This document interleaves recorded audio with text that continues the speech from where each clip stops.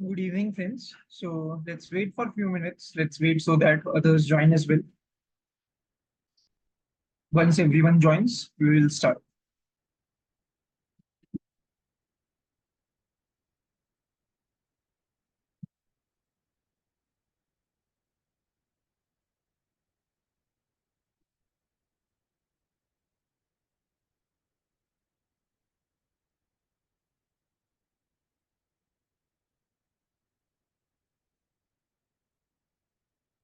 When you will log into LMS, you will find a button where you will see Ask a Doubt. Through there, you can raise a ticket.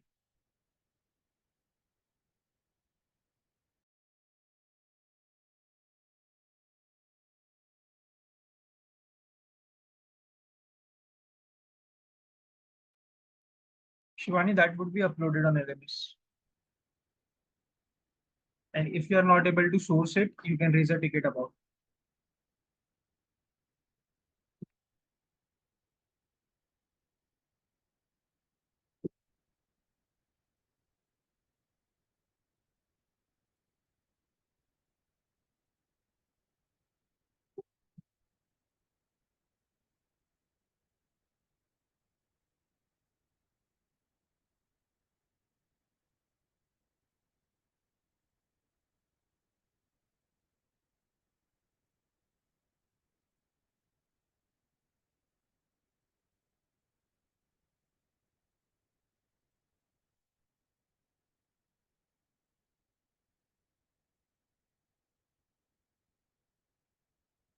No, no, you will be getting a report card for the test that we will be giving.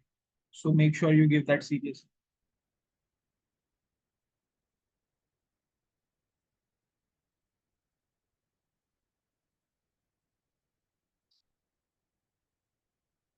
So Priyansh, which batch are you from exactly?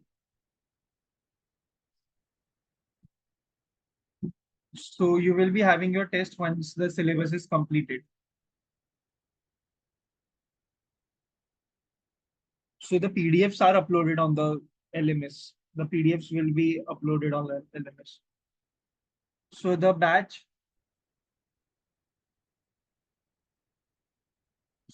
which started in January, you are still having, I guess, 2 weeks of lectures left. For batch 1, 2, 2, 3, 2 weeks of lectures are remaining. For 5th March, you still have 2 months to go. 2 to 2.5 months to approximately 3 months to go from here onwards, Priyansh, for the batch which started on 5th March. That is 0 to 23 I, 0 to 24 X. Hello, sir. I'm not able to find PDF on LMS. For that, you will have to raise ticket if you are not able to find the PDF. For which subject are you talking about? You are not able to find the PDF.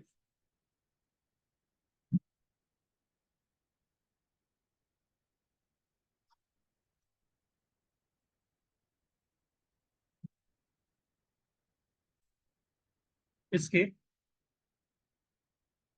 Yes, by next week, most probably you will be completed for the Jan. We will be completed for the January batch.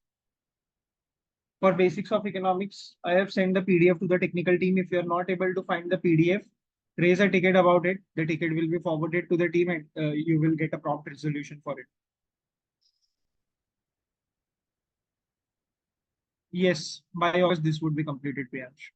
Your batch would be completed. That is the one started in March.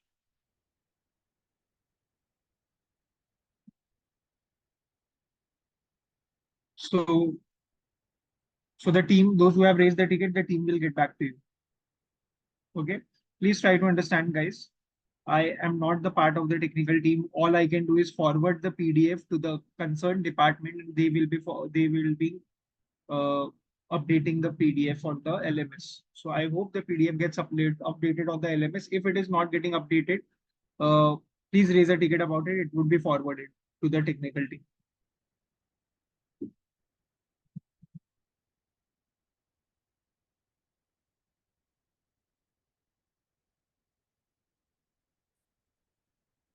What are core topics left for us? So Priyansh, for your batch, the whole financial modeling part is still left. The batch which started in May, the whole financial modeling part is still there.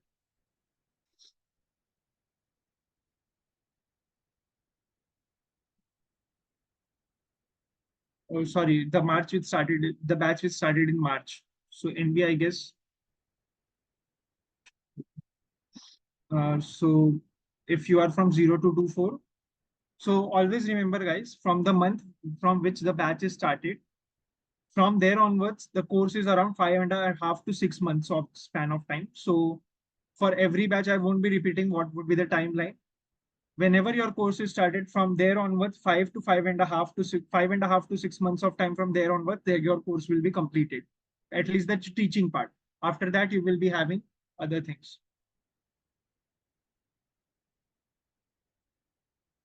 No. After the classes as well, if you have any doubts in the curriculum, you can take help by accessing the LMS by raising a ticket. So let's start with options, guys. I guess in the last class, we completed about forward contracts, we completed about future contracts. And in this class, we will be starting with options.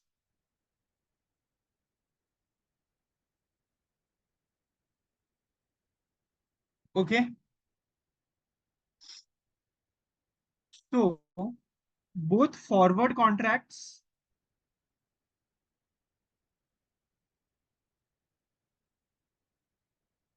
as well as future contracts, both forward contracts as well as future contracts are examples of forward commitments.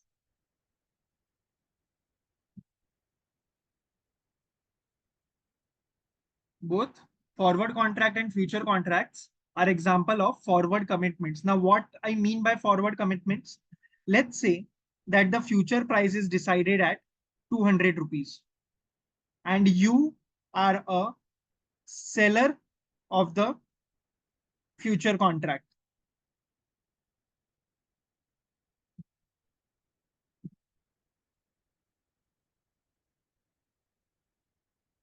Let me make this again. Just give me a second. You are the seller of the future contract.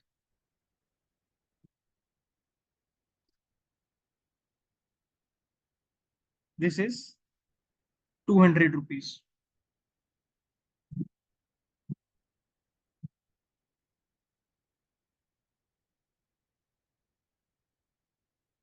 50, 100, 300,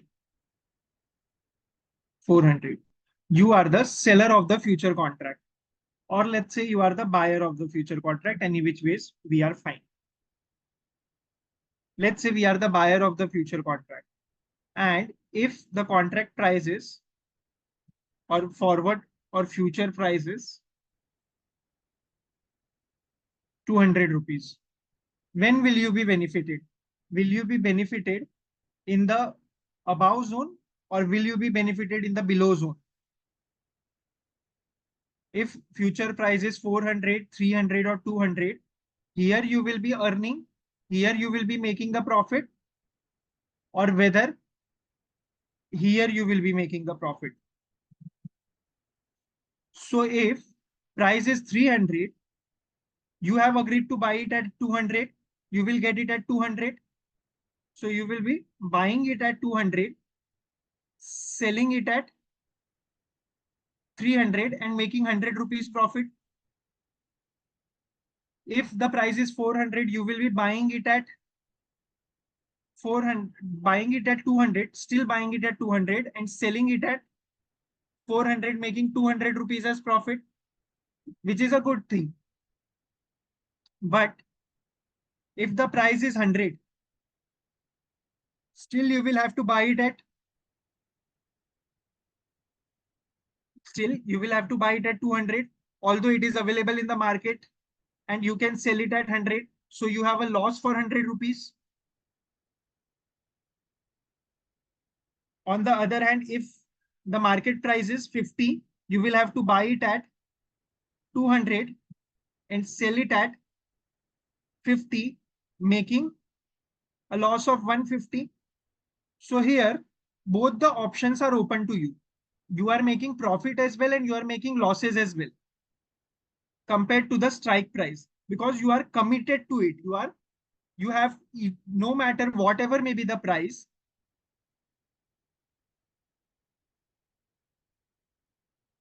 Sir, please explain what happened at the beginning. Nothing happened at the beginning. We waited for everyone to join.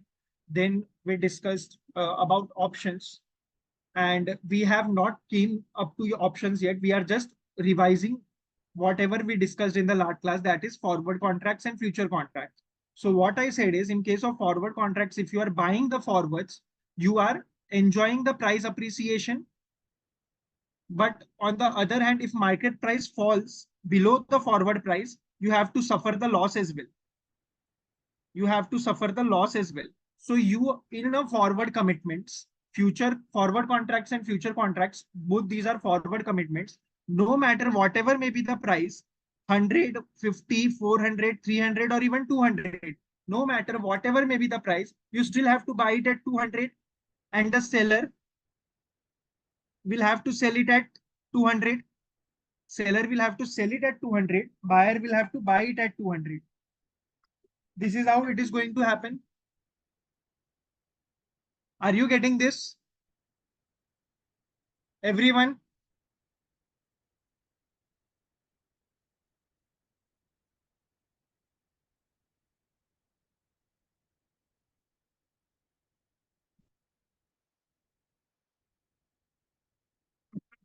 So guys, all clear with this? But don't you think it would be very, okay, let me commit this way.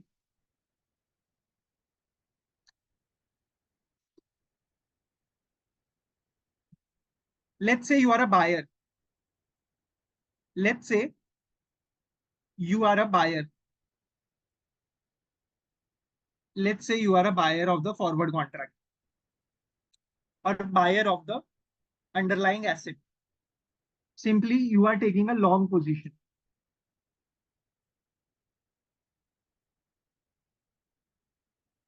Simply, you are taking a long position in a underlying asset or in a derivative.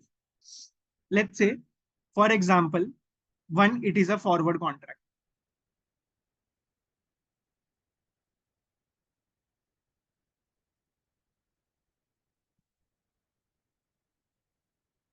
Okay. So let's say there is a forward contract and forward price is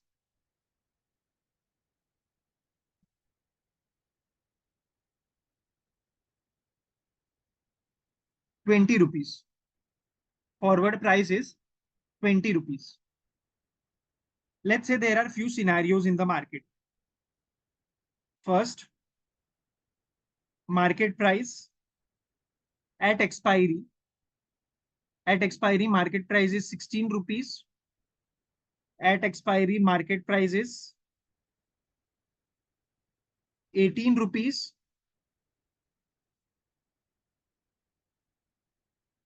At expiry, market price is 22 rupees. And at expiry, market price is 24 rupees. In which of these four cases will the buyer be happy buying the forward contract? In, or when, in all of these cases, out of these four cases, in which case the buyer would be happy obligating the forward contract or following the forward contract? Where is short position taken in forward, futures, or options? We will come with a short position example as well, but let us just be good with long position and then we will come to short position. Okay, GV? In case of, in case of third condition and fourth condition, buyer will be buying at 20 rupees and selling at 22 rupees and 24 rupees, correct? He would be happy in taking these positions. He would be happy in buying the forward or the underlying asset. He would be happy buying the underlying asset, correct? And in this case, he would be sad buying the underlying asset. Why he would be sad? Why he would be sad buying the underlying asset? Because the same thing is available in the market for 16 rupees and 18 rupees. He will have to pay 20 rupees for it. Are you getting this? Are you getting this? So, so why don't we? Yes, don't worry, AR. It's just the start. You will be pretty much clear with it. Just give yourself some time. Don't be harsh on yourself. Tell me what are you confused about? Simply, I am asking, when would be the buyer happy buying the underlying asset at maturity? We are evaluating things on maturity. At maturity, we are evaluating when would be the buyer happy buying the underlying asset at 20 rupees. When the market price is greater than 20 rupees or when the market price is less than 20 rupees. When the market price is greater than 20 rupees or less than 20 rupees. Shivam, when will be the buyer? When will you be happy buying the underlying asset? Yes, Shivam, tell me. Tell me, Shivam, how may I help you?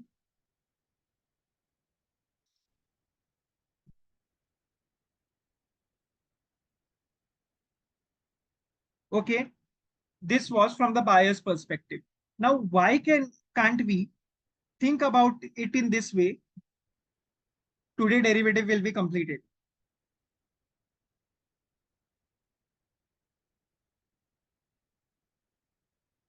Okay, so if market price are about 20 rupees, we are happy about it. And if the market price is below 20 rupees, we are sad about it. So why don't we enter into a contract which allows us, if market price is greater than, if market price is greater than this, if market price is greater than predetermined price, that is, let's say this forward price as, let's substitute this forward price with the name strike price. Now let's substitute forward price with the name strike price. So if the price would be greater than 20 over here, I will be buying it. I have a right to buy it. If the price is greater than 20, I have a right to buy it. But if the price is less than 20, I am not obligated to buy it. I am not obligated to buy it. Are you getting this, guys? We could enter into a contract through options that is called a call option. Using this call option, what we can do is, if the if the price currently prevailing in the market is greater than the predetermined price, we will be having the right to buy it. And if the price is less than 20, we won't be obligated to buy it. Everyone there with me? If the price is greater than 20, we have a right to buy it. And if the price is less than 20, we are not obligated to buy it. Don't get it confused, guys. From here onwards, we are moving to options. Here, why don't we enjoy a derivative contract which gives us an option to buy it or not? So in forward commitments, while evaluating forward commitments, guys, was there an option or was there a compulsion? In a forward commitment, was there a option to buy or not? Or was there a compulsion? In forward commitments, like forwards and futures, we were having options or compulsion. We were having compulsion, right? We were not enjoying option. Why don't we come up with a contract where we enjoy an option? If we need to buy, we will buy. If we don't need to buy, we won't buy. If we need to buy, we will buy. And if we don't need to buy, this is an option. This option is with me, the buyer of the option. The buyer of the option has the right. If he wants to buy, he will buy. If he don't wants to buy, he won't buy. And when he will buy, when the market price is greater than the strike price, and if the market price is less than the strike price, he will not buy. Simple, clear, clear till here, everyone. Everyone, everyone, are you guys comfortable till here? So basically, so basically, options are of two types. Now, this was from the buyer's perspective, right? This was from the buyer's perspective. Everyone with me? This was from a buyer's perspective. Now, let's talk about the seller's perspective. I have agreed to sell something at 100 rupees. Market prices are, market price at maturity in first case is 80 rupees. Second case is 90. Third case 110.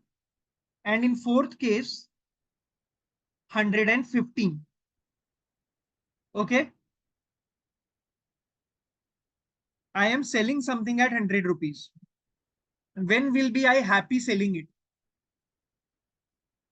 In which scenario I will be happy selling it?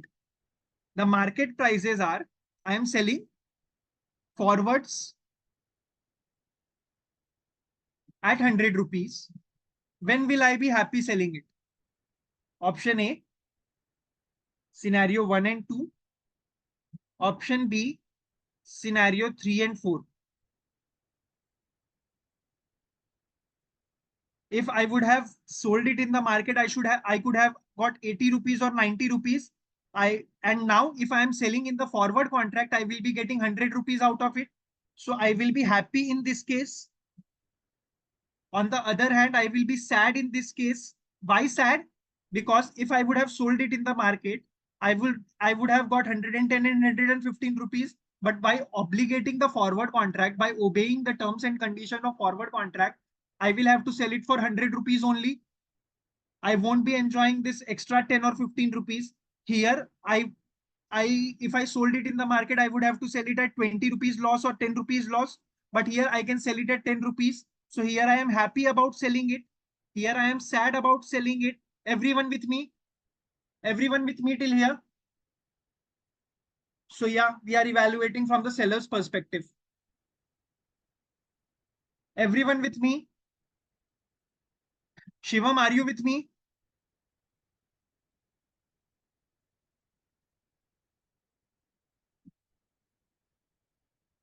Don't worry, don't worry. If you guys are getting confused, simply think in terms of a businessman. If the price of something is in the market is 80 rupees and someone has promised you to buy it at 100 rupees, whether you will sell it in the market or whether you will sell it to the promised person. Let's say SK is a seller and I am a buyer. I have agreed to buy at 100 rupees. I have agreed to buy at 100 rupees. The price of this in the market is 80 rupees. SK, if you would have sold this in the market, or Kriti, if you would have sold this in the market, you would have got 80 rupees for it. But if you are selling it to me, you are getting 100 rupees about it. Would you be happy selling it to me or would you be sad selling it to me? Would you be from here? We are only talking from the seller's perspective. We have covered the buyer's perspective in the past example. We are coming from the seller's perspective. Will you be happy selling it to me or sad selling it to me? You would be happy selling it to me, right? Because you would have got 80 rupees or 90 rupees for it, but I am paying you 100 rupees for it. So you are definitely happy selling it. On the other hand, on the other hand, if the market prices are 110, if the market prices are 110 and 115, and you are selling it to me for 100 rupees as you promised,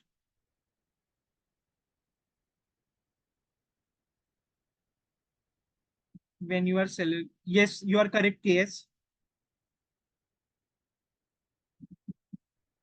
So if the current price is 110 rupees and 115 rupees, you could have sold it for 110 or 15, but you will have to sell it for 100 rupees since you promised me.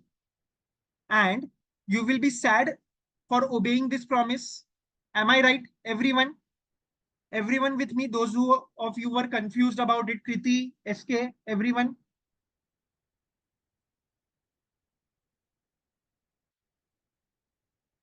Now, now, option will give me option using an option contract will give me a choice that if, and in this case, which option contract? In seller's case, put option is the contract that is used. In buyer's case, call option is the contract that is used. Okay, so since we are evaluating seller, we will be using put option. Now, put option gives me a choice. Either I want, I will sell it. And if I don't want, I won't sell it. Now, the question is, when will I be selling it? When I will be sad in selling the market. So if the price is 110 rupees and 115 rupees, I won't sell it in the contract. I will sell it in the market. So I won't sell it in the contract. If current market price is greater than strike price, if current market price is greater than strike price, that is in this case, I won't be selling it. I have a choice this time, right? It's not like I have to obey it. I have a choice. And when I will be selling it, if current market price is less than the strike price, obviously, yes, if something is 80 and 90 rupees in the market, you will be selling it to the one who have promised you to buy it at 100 rupees. If something is at 110 rupees and 115 rupees in the market, why would you want to exercise that promise? You would simply sell it in the market, won't sell it in contract. You will simply be selling it in the market and let the contract lapse. This is your option contract. This is your option contract. So everyone, till now, have you understood option contract? If not, it's still not an issue. We have covered nothing about the option contract yet. But everything discussed till now, have you guys understood it? Please let me know. Kriti, tell me what doubt do you have in this?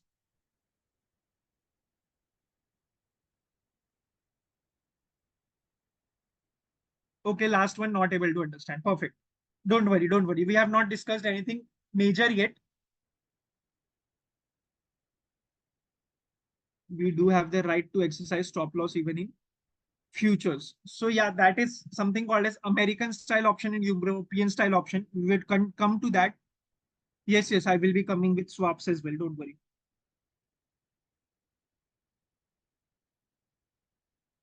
The settlement and pricing is altogether a different scenario, RK.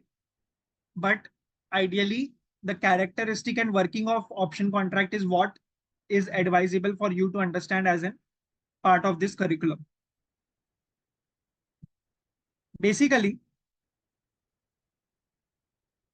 option contract are of two types. A, call option.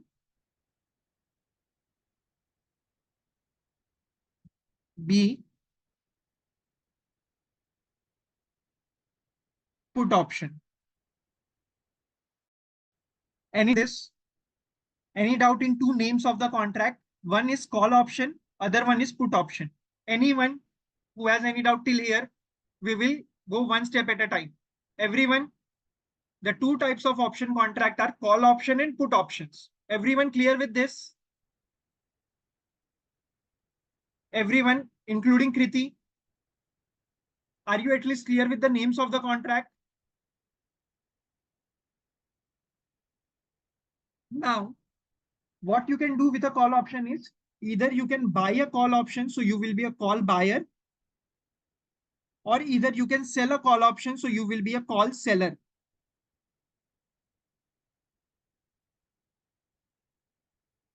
Okay. Any doubt till here? Either you can buy a call option. So if you will be buying a call option, you will be a call buyer. If you are selling a call option, you will be a call seller. Everyone, now, now think about it, guys. This is option, right? Why the name option? Because with an option, you get a choice. I will come to what is call and put. Call and put are name of the options, are the type of the options. Okay, call and put are nothing but type of the options. These are just names. Okay, options. Can I name options as choice? In forward commitments, we had compulsion. Why we are studying option is we are getting a choice. We are not compulsated to do perform anything. We have no compulsion. We have a choice. Option gives us a choice. And with choice, can I name that choice means no compulsion? If I have a choice, it's not compulsory to do anything. Everyone with me? Now the question is whether the buyer of the option will get the choice or whether the seller of the option will get the choice. If I am buying option, should I get the choice or should the seller get the choice? Guys, if I am buying option, I should get the option, right? If I am buying the option, I should get the option whether I have to exercise or not, whether I have to buy or not, whether I have to sell or not. So call buyer or put buyer, buyer of the option gets the choice. And by choice, I will name this choice as right, right to choose. What is choice? Choice is nothing but right to choose. Perfect. So call buyer gets right to buy and put buyer gets right to sell. Call buyer gets the right to buy, put buyer gets the right to sell. That is why I said when we are evaluating from a buyer's point of view, we are evaluating a call option. And when we are evaluating from a seller's point of view, we are evaluating a put option. Everyone clear till the call buyer and put buyer part, including Kriti and everyone else? PM, are you clear?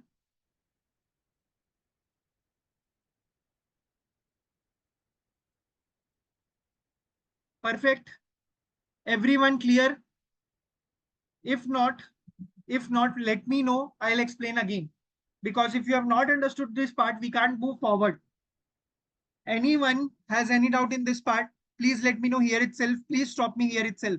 Otherwise, it won't be possible for me to come back to this again. It's technically not possible, SK, what you are saying. I'll come to that part. I'm the next part. Yes, it is a little complicated if you are hearing this for the first time. It is a little complicated, but if you are hearing for the first time. Shivam, please don't raise hand again and again. Please mention anything and or any doubt that you have in the chat box itself.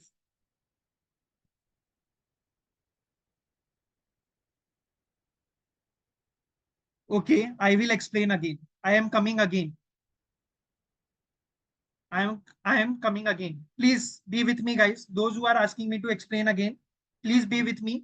I will after every step I am going to question you and you will have to reply. Yes, I am going to use some real life example as well, but first you will have to understand the characteristics. Then only I can jump to example. Surely we will be covering examples as well, but first you need to understand the core principles, then we can jump to examples. Okay. Okay, perfect.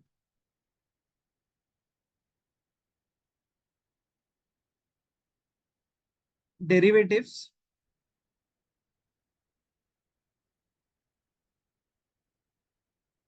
was basically classified into two types.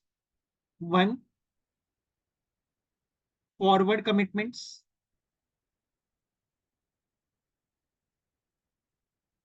Second,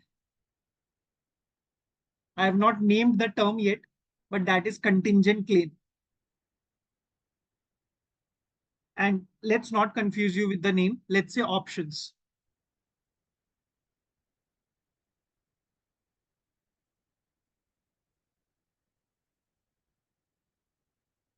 Let's say options.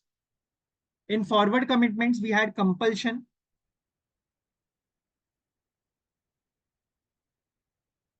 Compulsion means right to choose or no right to choose. Compulsion means right to choose or no right to choose. Those who have asked me to repeat again, please let me know. Shivam, Gautam, Amisha, Niranjan. Shivam, Gautam, Amisha, Niranjan, please let me know. Right to choose or no right to choose? Answer is no right to choose.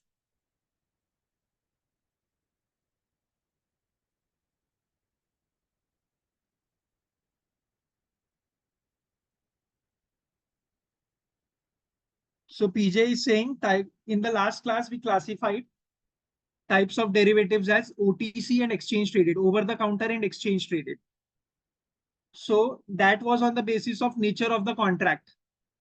This is on the basis of characteristics. So if I ask you, PJ, that who are you? You can say I am a girl, I am a human, I am a student. So similarly, if I ask option, who are you? Option can say that I am an exchange traded contract, I am an option contract, I am a contingent claim. So there are different ways of classification, right? So that's how it goes.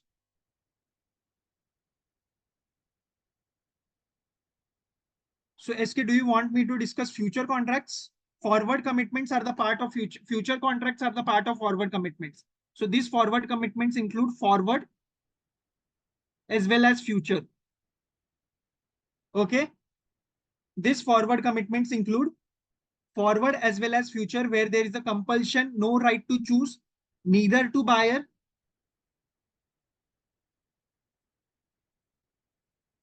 neither to seller, not to seller.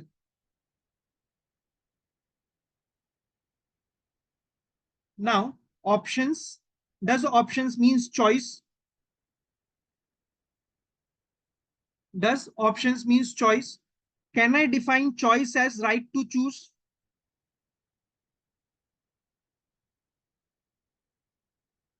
Can I define choice as right to choose? But the question is, when I am talking about option, there are two things.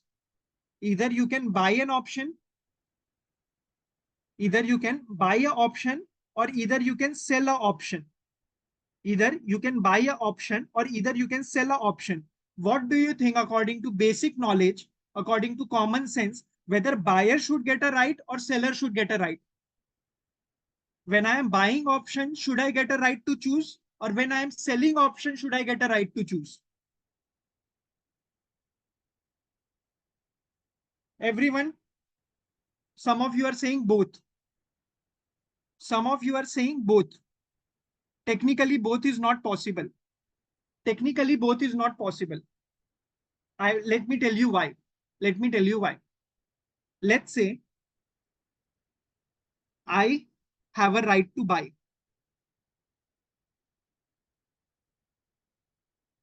You guys are not thinking from a wider point of view. Please try to understand. Using a basic of common sense, please think about it. Is it possible that both buyer and seller could have right? If I am having right to buy, the seller should, and if seller has the right to sell,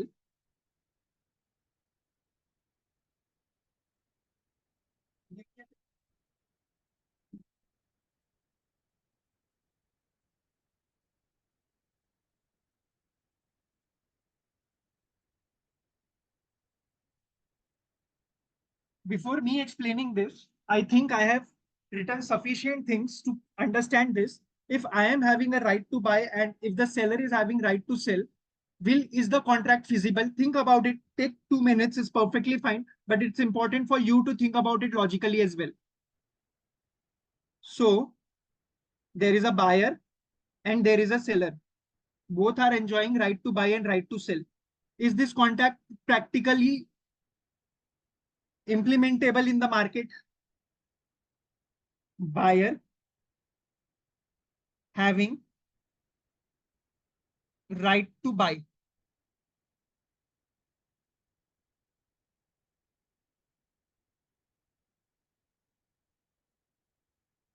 Some of you are saying yes. Please think about it. Yes, yes, that is true. Right to buy is with buyer and right to sell is with seller. You guys are saying this. You guys are saying this. Think about it. Let's say, let's say the strike price, the strike price, it means that the price at which the buyer agreed to buy and seller agreed to sell is 200.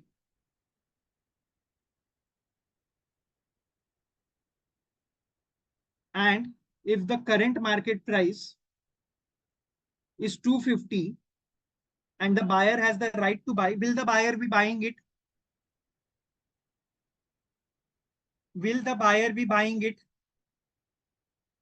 If the strike price is, that is the price at which he can buy the contract, will the buyer be buying it using the contract? Will the buyer be buying it? Yeah, he would be buying it at 200 and selling it at 250, making 50 rupees profit. But the question is, will the seller be selling it?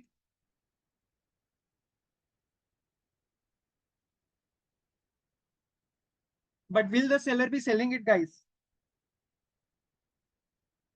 Will the seller be selling it something worth 250 in the market in call option? Yes. But you are saying he has a right to sell. If he has a right to sell, then how come it is a call option? It is a put option, right?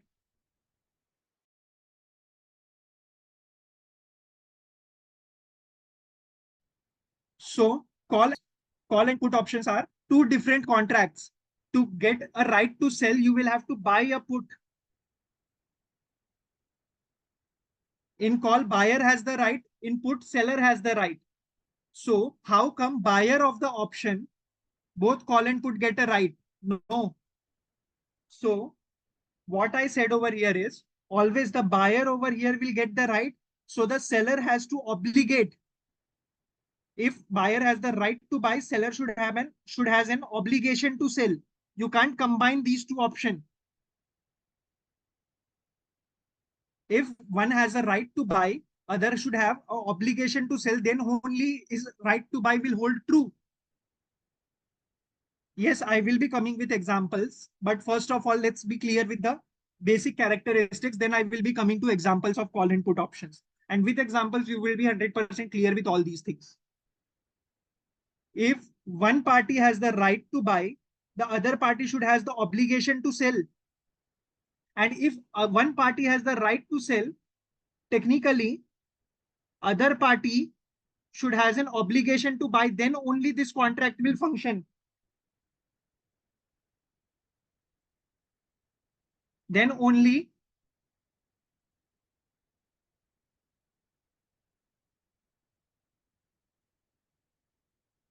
this contract will technically function.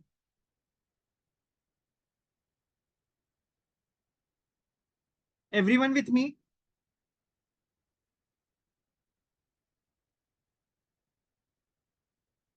Everyone with me? Don't.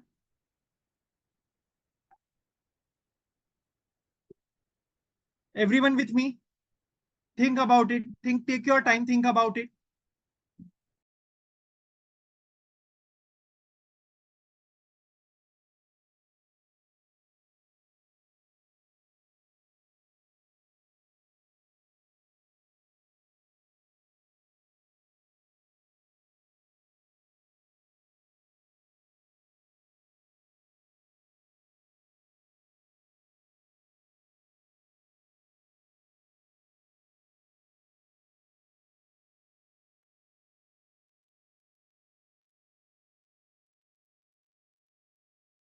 Don't worry, don't worry. If you are finding it confusing, you will be 100% be able to grasp it once we are coming to the examples. Don't worry.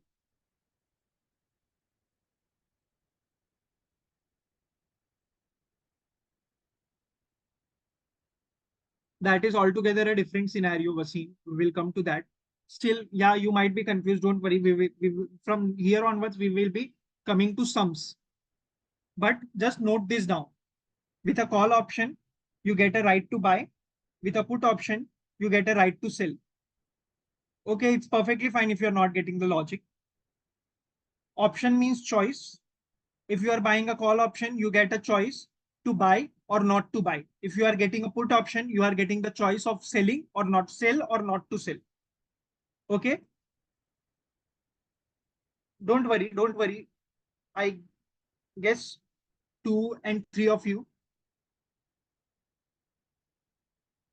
who determines whether the contract is a call option or a put option from the onset.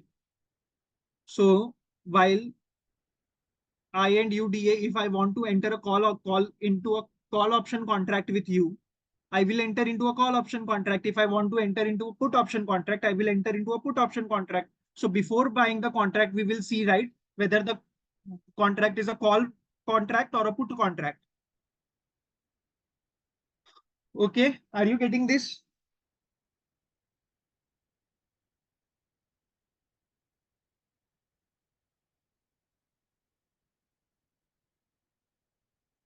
Yes.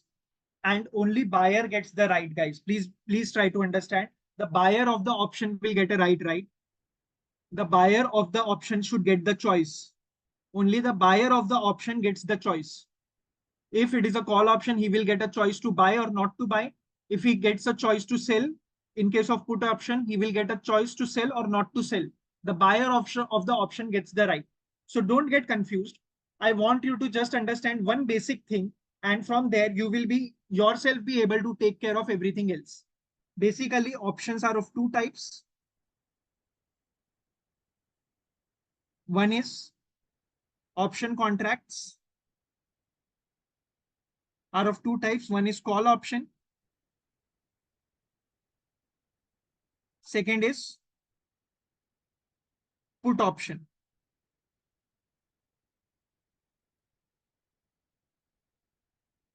The first one is call option. The second one is put option. Call and put can be for the same contract, right? No, call and put are two different contracts. It could be for the same underlying asset, but they are two different contracts. Basically, forget everything. Just think, focus over here. I will make sure that you guys understand this. Call option. Either you can buy a call or either you can sell a call. Same, either you can buy a put or else you can sell a put. Clear? You have two contracts. Either you can buy them, either you can sell them. When is the decision made if one should go ahead with call or one should go ahead with put? If someone feels, okay, when are you going to buy a contract, PM? When are you going to buy a asset or a property or gold? When you think the prices are going to go up or when the prices are going to fall down? When you think the prices are going to go up or when the prices are going to fall down? Yes, if the price is going to go up, you are definitely going to buy it. If you feel the prices are going to go down, buy, that is, if you feel the prices are going to go up, you will buy call option. If you feel the prices are going to go down, it means that you want to sell the contract, so you will be buying put options, because put gives right to sell.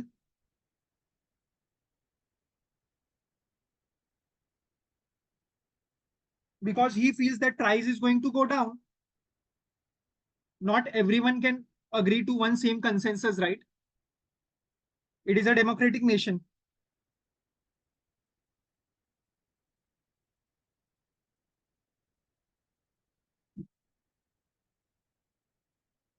Now, guys, anyone has any doubt till here that option contracts are of two types? why not just give on,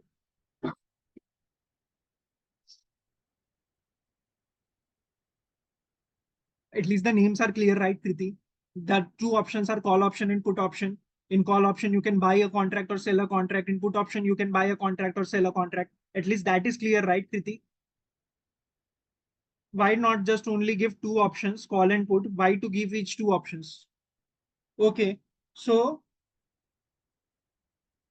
yes, I will come to that. But there are some interesting responses that I am receiving from your end, and I feel the need to highlight that PP is saying that why don't there is not only a call or a put? Why not there is only a call?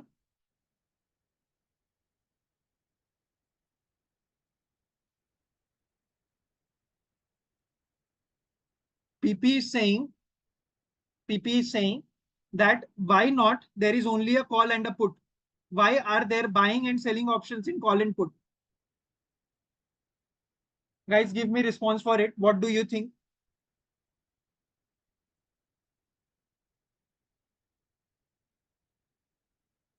It's not about being a buyer or a seller, PM. It's about being bullish on a underlying asset or bearish on underlying asset.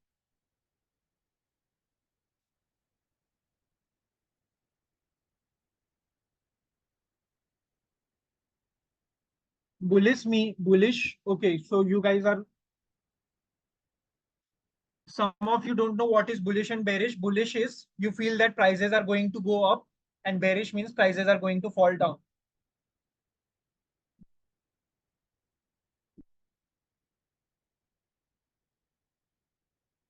Correct. Envy, you are correct. So Envy is saying if our prediction is prices are going to go up in future, we are going to buy a call option. If we feel that prices are going to fall down, we are going to buy a put option. Correct. But if you are buying a call option, if you are buying a put option, someone needs to sell it, right? If no one sells it, if there is no option available of selling it, how can someone buy it? Please think logically, guys. Please think at least with a common sense of 3 years old. If someone needs to buy it, someone will have to sell it, right? If someone needs to buy it, someone will have to sell it. And if there is no seller for a contract, how can anyone buy that?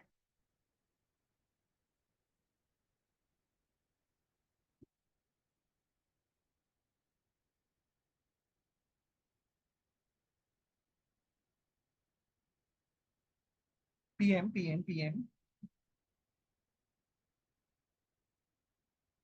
Let's just use one, let's just face one concept at a time. Let's try to understand the right and obligation first. Then we will see when you buy a call option, when you buy a put option. Okay.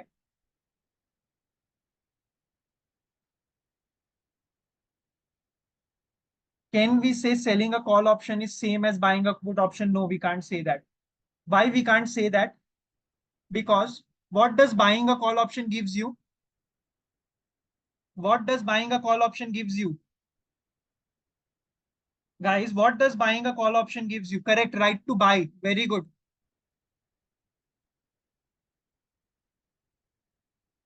Buying a call option gives you right to buy. And when will you be buying things? When you feel market price is going up. Correct? If you feel the prices are going to go up, you will be buying a call option. Very good. What does selling a call options gives you? What does selling a call option gives you?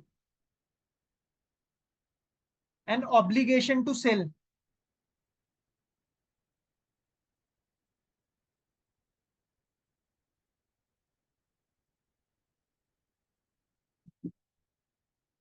But how to determine when the market is going up or going down? There are, that is altogether a different topic. There is fundamental analysis and technical analysis with respect to that. Based on that, you can judge whether the market is going to go up and go down. You can be right about it, you can be wrong about it. But this is about making decision based on your choice. Obligation means again compulsion. since the buyer is enjoying a choice, the seller needs to have a compulsion. Okay. If buyer is enjoying a choice, seller needs to have a compulsion. Technical analysis is something related to trading that is not part of the course. But yes, some research part about fundamental analysis, you finding intrinsic value, all those things we will be going to cover.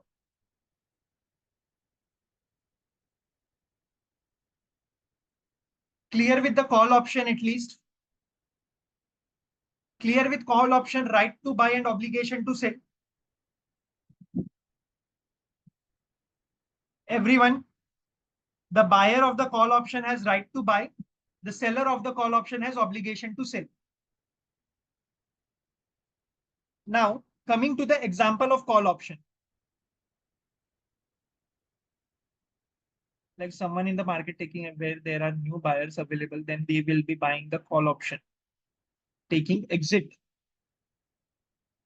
You will get the answer to your question, GV. Just follow this example and you will get it. Now, in option contract, there are few terminologies that we need to take care of before jumping to the contract. Okay. First one, strike price. Strike price is the price at which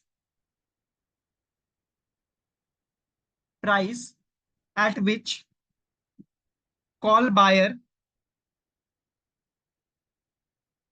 has the right to buy.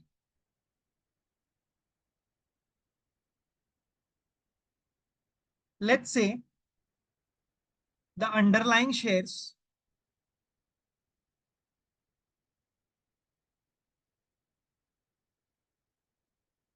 are Reliance shares.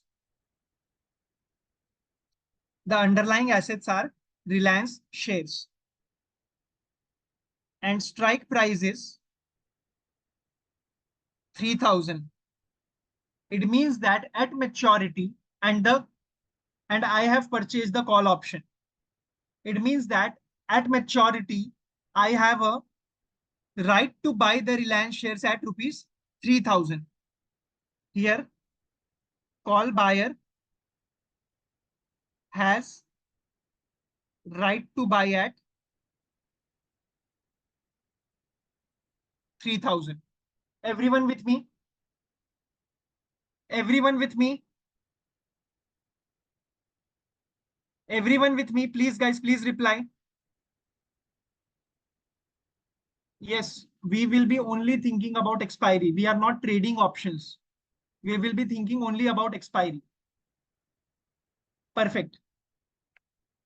Call seller. Call seller has an obligation to sell. Has an obligation to sell at 3,000. Call seller has an obligation to sell at 3,000. Because why? Call buyer gets the right to buy. Call seller has an obligation to sell. Everyone with me? Everyone? Guys, are you there with me?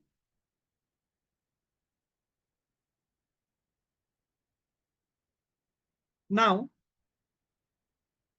if I want to buy that right, if I want to buy the right to buy something at X or 3,000, this strike price is also denoted by X, guys. Please remember, this strike price is also represented by X. If I want to buy the right, I will have to pay for that right. Let's say, for example,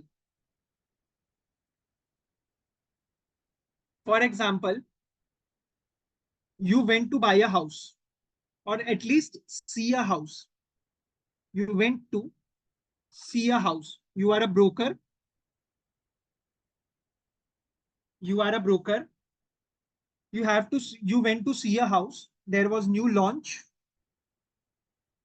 property launch in your locality.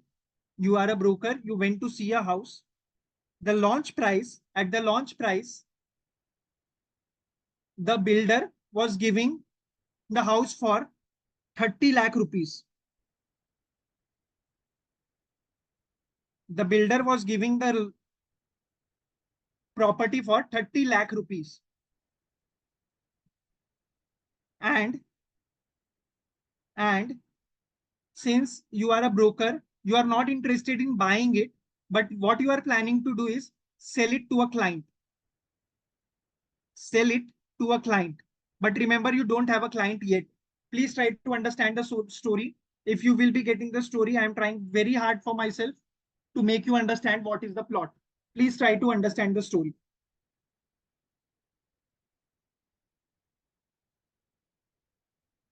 Okay. The price is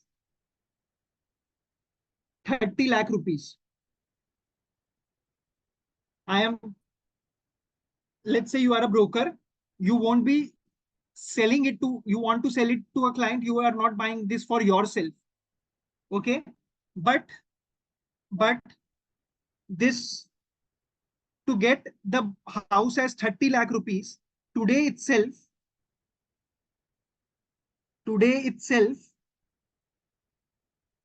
you will have to pay 50,000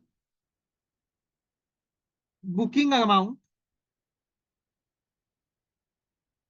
50,000 booking amount, non-refundable. Again saying non-refundable.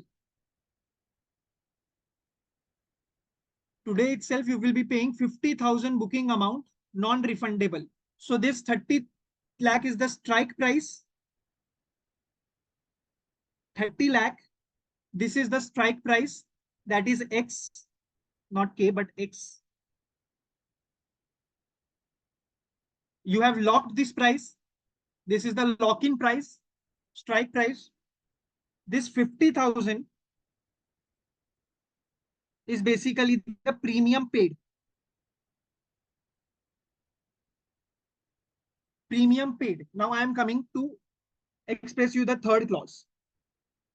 The next clause is the rest of the amount, that is 29.50, you will have to get it paid by in next 3 months. The next amount, that is 29.50 lakhs, you will have to pay in next 3 months. And if you are not paying it, if you are not purchasing the house, this 50,000 will lapse. This 50,000 will lapse. Everyone, have you guys understood this picture? Everyone, have you guys understood this picture? Now, this is the best example of call option anyone can think of. This is a best example of call option anyone can think of. Please try to relate this with the call option. I will repeat the scenario. What is the scenario? You are a broker. You went to see a house to sell it to a client. The house, the property was launched at an exclusive price of 30 lakh, and you found that this price is very much lucrative. You found that at this price, I am getting this property at a very much discount. So let's lock in this price. I will sell it to some of my client. I will sell it to one of my client. To lock in this price, you have paid 50,000 of booking, that is non-refundable. Wasim, are you there with me till here? The next case is the rest of 29.50 lakh you will have to pay in next 3 months. If you are not able to pay next 29.50 lakh in next 3 months, your 50,000 will lapse. It means that the builder won't be refunding you that 50,000 rupees. Are you there with me, Wasim? Wasim, are you there with me? Shall I move forward?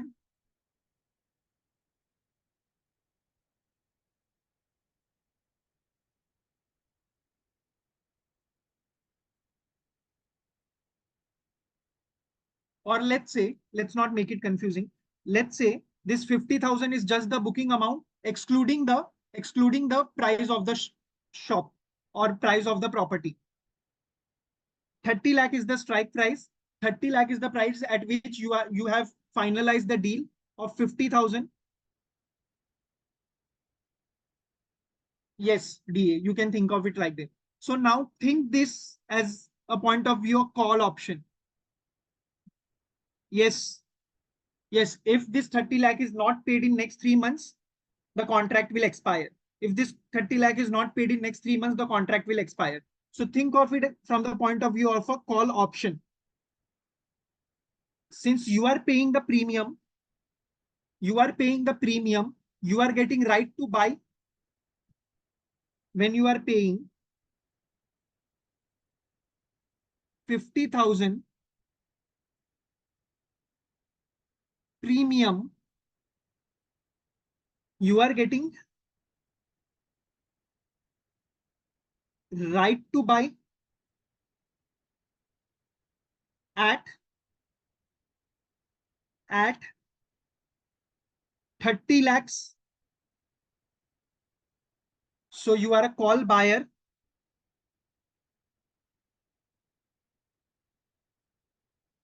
That is broker who is a call buyer who is getting right to buy at 30 lakhs. On the other hand, there is a developer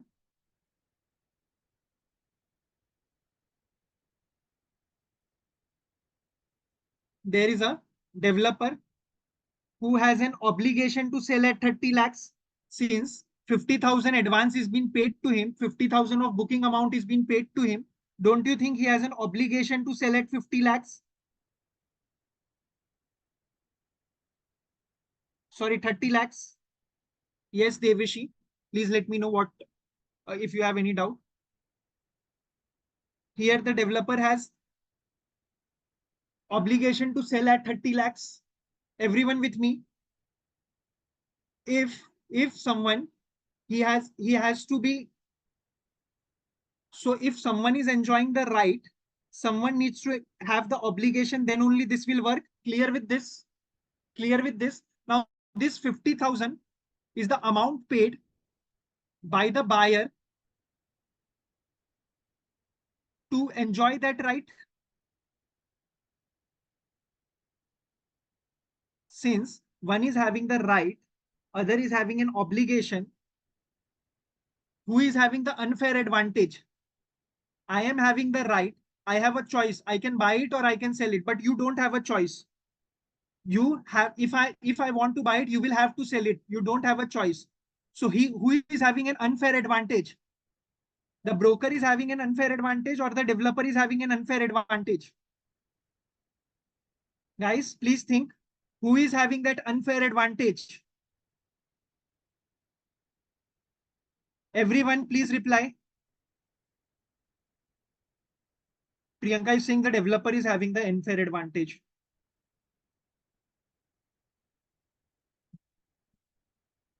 Okay, considering the premium, right?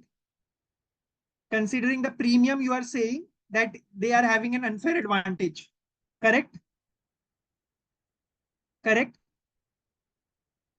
If you remove why this premium is being paid, why this premium is being paid, because the broker is enjoying the right. To enjoy the right, buyer is paying to enjoy the right. That is why, that is why if one is enjoying the right, other has to, other one need to have, has an obligation to sell. Okay, similarly both call option and put option has premiums. Coming back to our Reliance example, the strike price is 3,000. Call buyer, right to buy. Call buyer has a right to buy at 3,000. Call seller has a right to buy at, right to sell at 3,000. Premium paid. Now premium will be paid by whom? Should I write premium paid by the buyer, or is it self-explanatory that premium paid, it would be paid by the buyer to the seller? Will you be able to get it on your own? Premium paid by the buyer to seller is 3,300. 300 rupees. And current market price after 3 months, after 3 months, current market price of Reliance shares is 3,500. Tell me what is the profit for the buyer or what is the profit for the seller.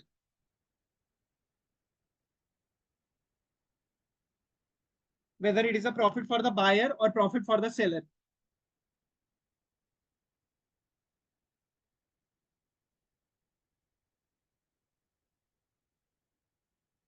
Very good. Very good, guys. Very good. Most of you are able to comment. Yes, but tell me PM including premium. Don't exclude premium.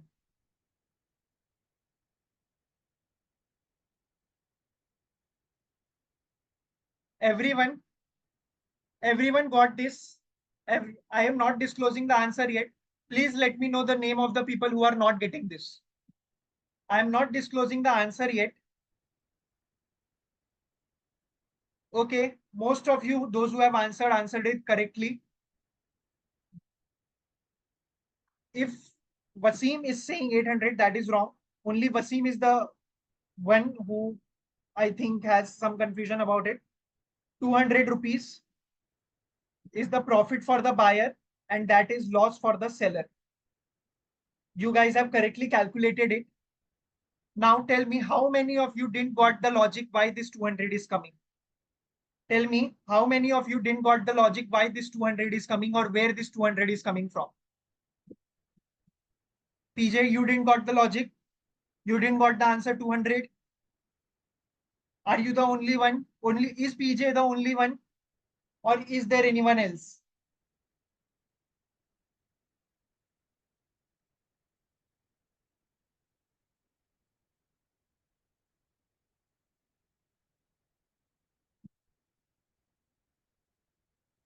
Okay. No worries, no worries, no worries.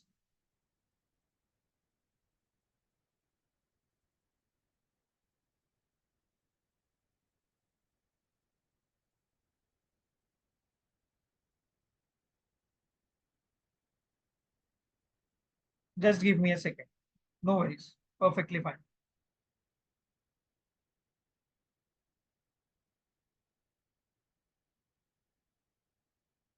You bought a call option. Always think while solving these kind of sums, always think from a call buyer perspective. I will tell you why. Always think from a call buyer or not only a call buyer, but an option buyer perspective.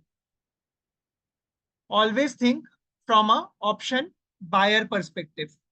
Strike price was 3,000.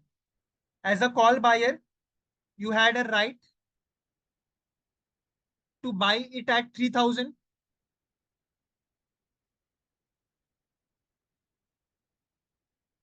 You had a right to buy it at 3,000. Everyone, DR, SK, Hema, KV,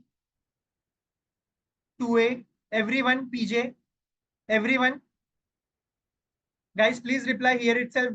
Those people who didn't got this. Everyone, please reply here itself if you have not got this earlier. Perfect. Now the current market price is 3,500. The current market price is 3,500. Guys, is my voice not clear? Is my voice not clear, guys? Perfect. DR, probably there might be an issue from your end because others are saying it's perfectly clear. Okay.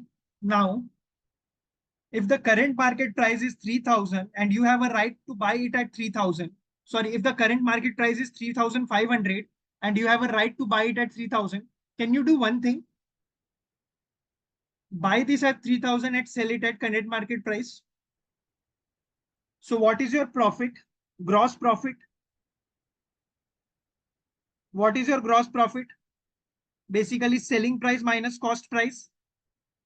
3,500 minus 3,000, that is 500 rupees.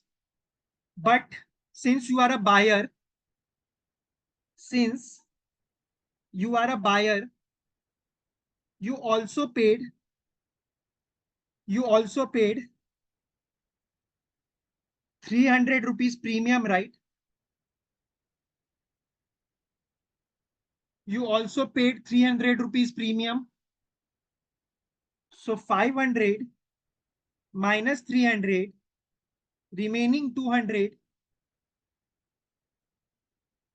is your net profit.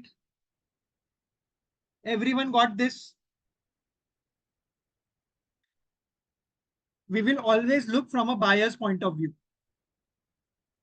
We will always look from a buyer's point of view.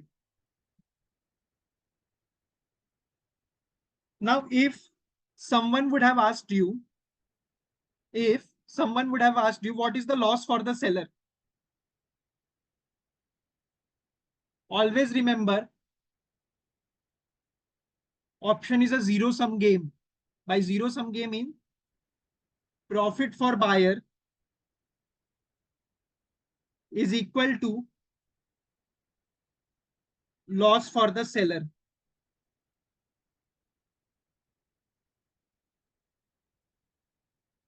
Profit for the buyer is loss for the seller.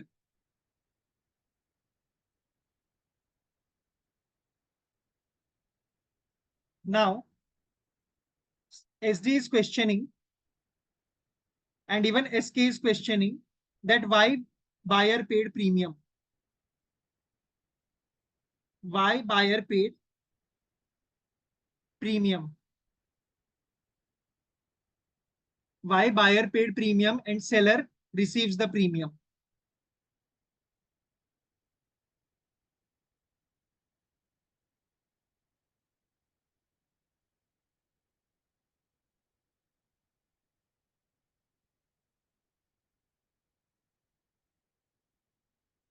To answer those people who are saying why buyer paid premium, remember you made a booking of 50,000. Remember you made a booking of 50,000. Why did you pay that 50,000? We will come to that example as well, Priyanka. What happens if rate goes down? My dear friends, remember you paid the premium. Being a broker, you paid the premium of 50,000. The booking amount you paid 50,000. Why did you pay that 50,000? You paid that 50,000 to get the right for 3 months. Okay, you are answering my question. If rate goes down, they will not buy. Correct. So guys, those who questioned SK and SD, are you comfortable now? Yes, that is correct, RK.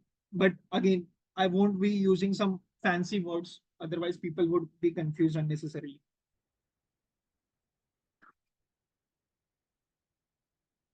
Everyone clear? SK, SD, clear? Why are you paying the premium? Because you are buying the right. When you are buying options, and if someone buys anything, he will have to pay for it, right? I am buying options. I am buying the choice and I am getting the right. So obviously I will have to pay to the seller. If I am buying the option, I am getting the choice and I am enjoying the right. Seller is selling options.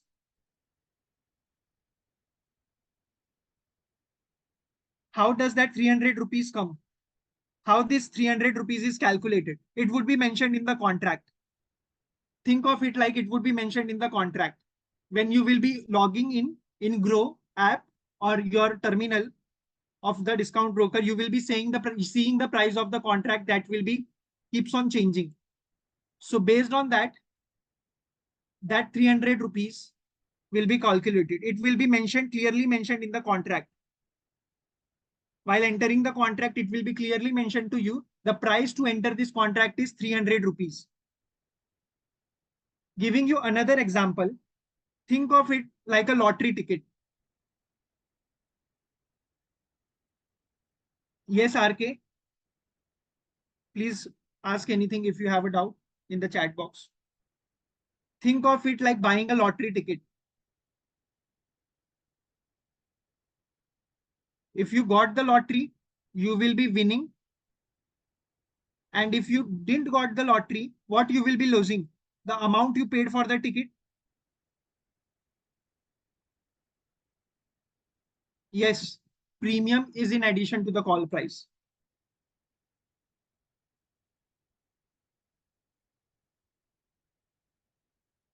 Right to buy and obligation to sell, not getting for call and put. How is it working? Right to buy and obligation to sell, you are not getting it. Okay. Simply try to understand that when you have call option, if you are a buyer, you get a right to buy. When you are a seller, you get an obligation to sell. This is the characteristic option. This is how the call options are built. This is what the condition of the option is. This is what the inbuilt condition of the option is. If you are buying the call, you will get a right to buy. If you are selling the call, you will get an obligation to sell. Everyone clear with the previous example? Everyone, shall we go on to the next example so that you be better, so you are able to understand this in a better way? Perfect. Now those who didn't got this in the first place, it's perfectly fine. But make sure you try this time to hit the right score. Okay. Again, strike price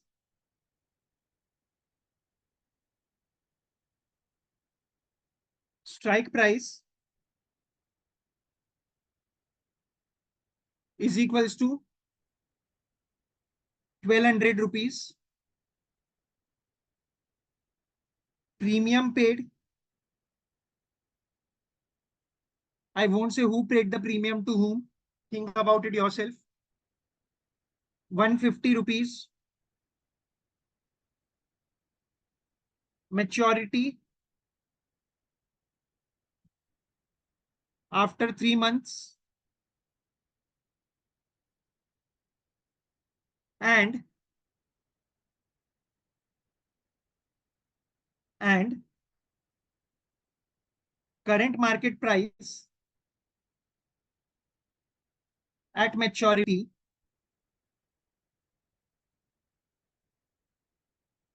is 600 rupees.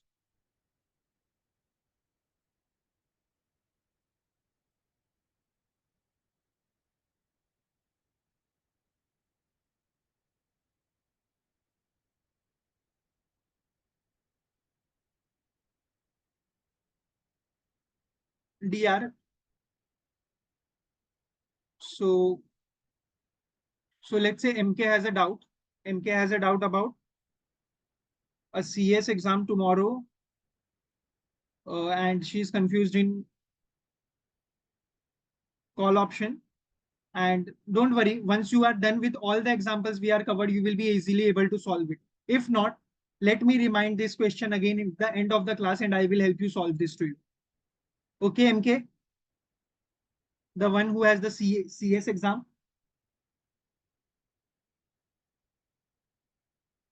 Perfect. Strike price, premium paid, maturity, current market price. Give me profit or loss, but make sure you are trying the examples that we are discussing in the class. Two option, profit or loss to options, seller. Also, the nature of the option is a call option. The nature of the option is a call option. Give me profit or loss to option seller.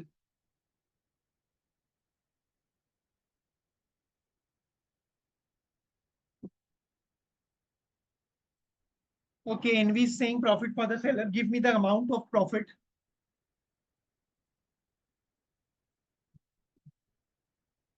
The seller is at a profit of 450 rupees. PJ is saying 450 rupees loss. Profit on 450. Okay. Sorry to say, but all of you are incorrect.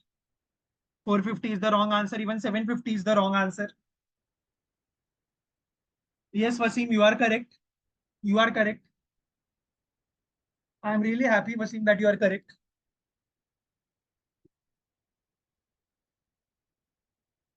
BT, you are wrong. GV is partially correct. Buyer will be at a loss. That is fine. But what would be the amount of that loss? Remember what I told you. Always think from the buyer's perspective. Always think from the buyer's perspective. Yes, SK, you are correct. You are absolutely correct, SK. GA, you are correct. NV, you are correct as well. No PM, you are wrong.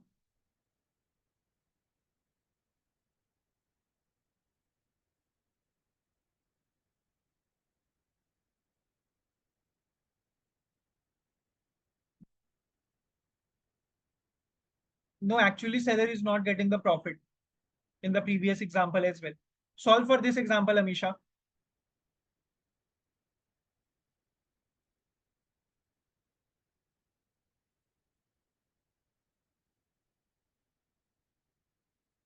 Asha, your answer got lost in the pool of messages. 600. No, you are wrong. The right answer is yes. The right answer is the profit for the seller would be seller will be having a profit of 150 rupees. Seller will be having the profit of 150 rupees. Now try to justify this answer to yourself. I will explain the reason why, but try to justify this answer to yourself. That how can the profit for the seller be 150 rupees? Try to think, rewire the explanation that you gave it to yourself.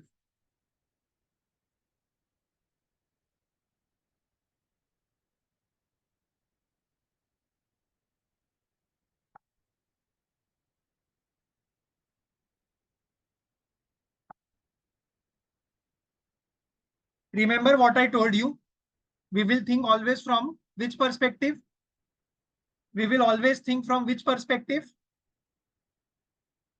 We will always think from the option buyer perspective. Here it was a call option. The buyer got the right to buy.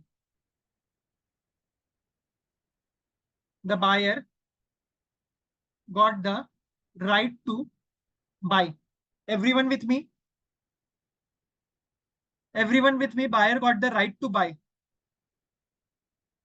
At what price he has a right to buy?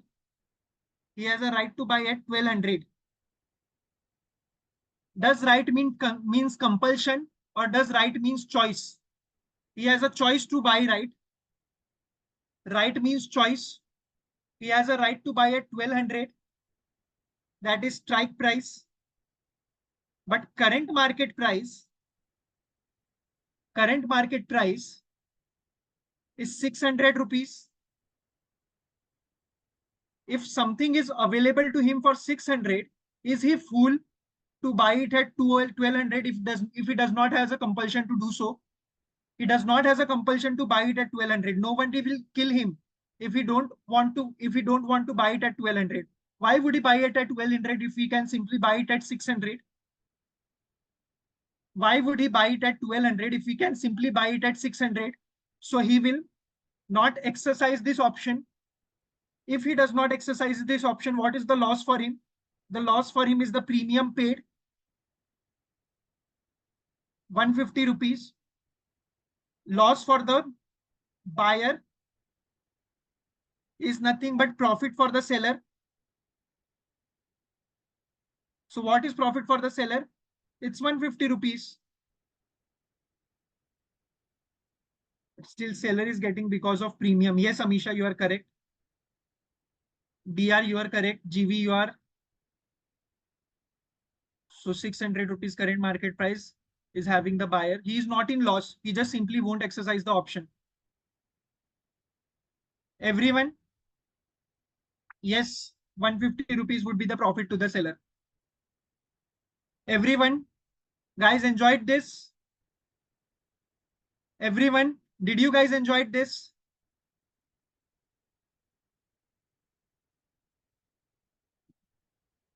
Yes. Next, let's go to the next example.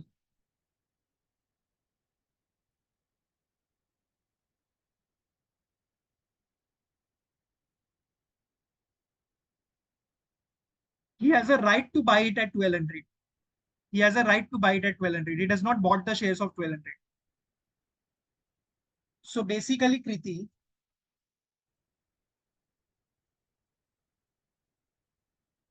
selling price, strike price was, what was the strike price, Kriti? What was the right of the call buyer to buy the stock? At what price did you had the right to buy it at 1200? Current market price is, Kriti, what is the current market price? If something is available at 600 and you have a right to buy it at 1200, will you be buying it at 1200? Kriti, if the market is selling something at 600 and you have a right to buy it at 1200, will you be buying it? No, you won't be buying it. You will let the call option lapse. What you would do, you would let the call option lapse. And if you are letting the call option lapse, you paid something for buying that call option, right? That is 150 rupees. That is loss for you. And loss for the buyer is nothing but profit for the seller. Everyone clear? Kriti, are you clear with this? Kriti, are you clear with this? Perfect. Let's move on to the next example.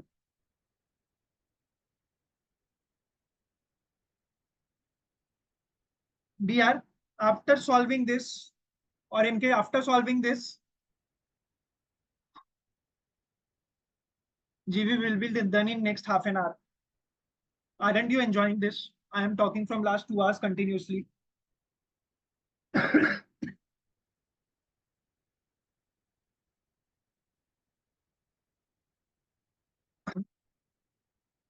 We will take a break, but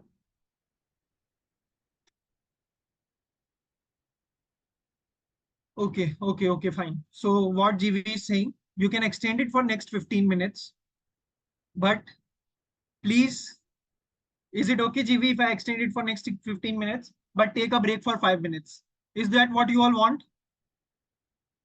Guys, shall we take a break for 5 minutes?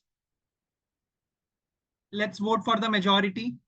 A is saying no, Asha is saying no, PJ is saying okay, and Envy is saying yes. Break would break the link. RK is saying 5 minutes break. TB is saying yes. Wasim saying yes. DR saying yes. KK saying yes. VT saying no, no, yes, no, no, no, no, no, no, no, no, yes, yes, yes, yes, no, yes, no. I don't know who is breaking. Okay, let's take a 5 minutes break. But before going on a break, guys, before going on a break, take down this question so that those guys who didn't want to go on a break practice this. So take down this question. Strike price 10,000. Premium paid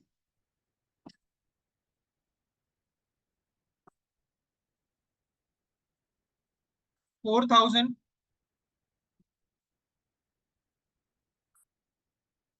Strike price 10,000. Premium paid 4,000. Current market price 8,000.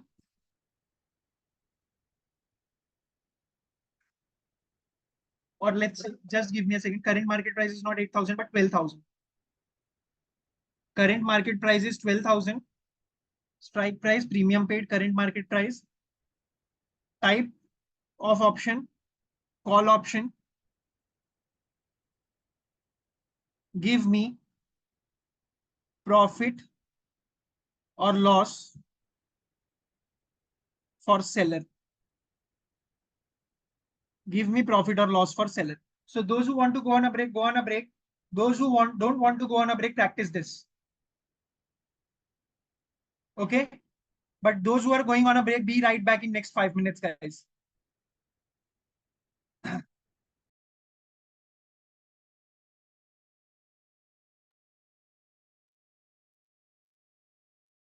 Okay, I'm not commenting anything. You can post your answers. We will look how we are going to solve this in next 5 minutes. Those who have solved it can go on a break, and those who have not solved it can solve this.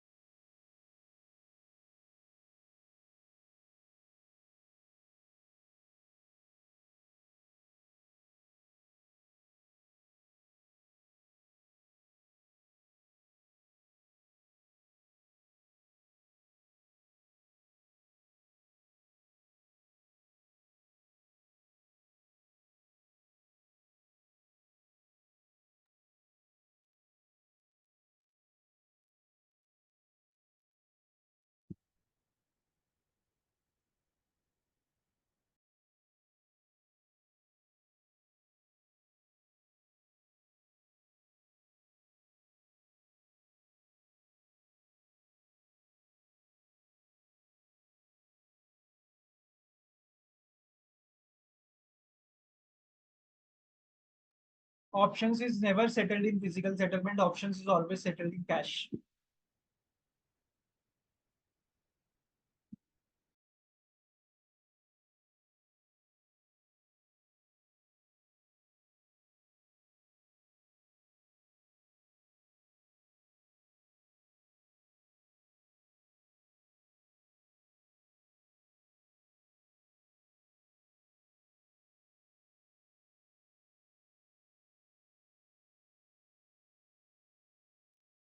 This is the answer.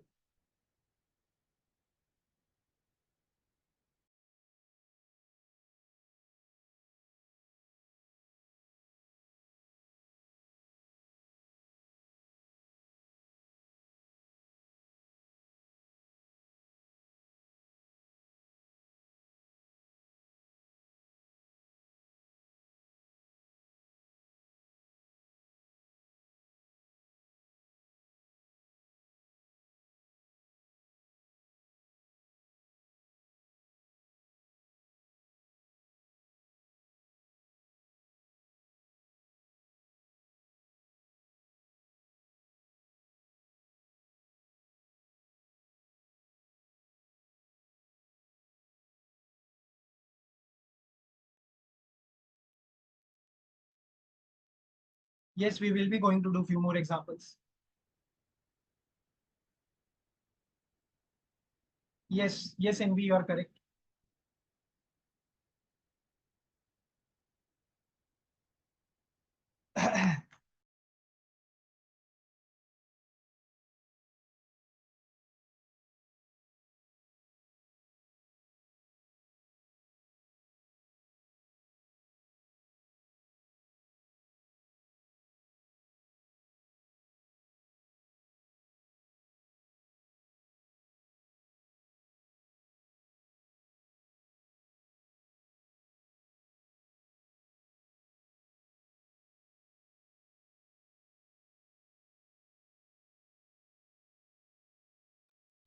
Okay, is everyone back?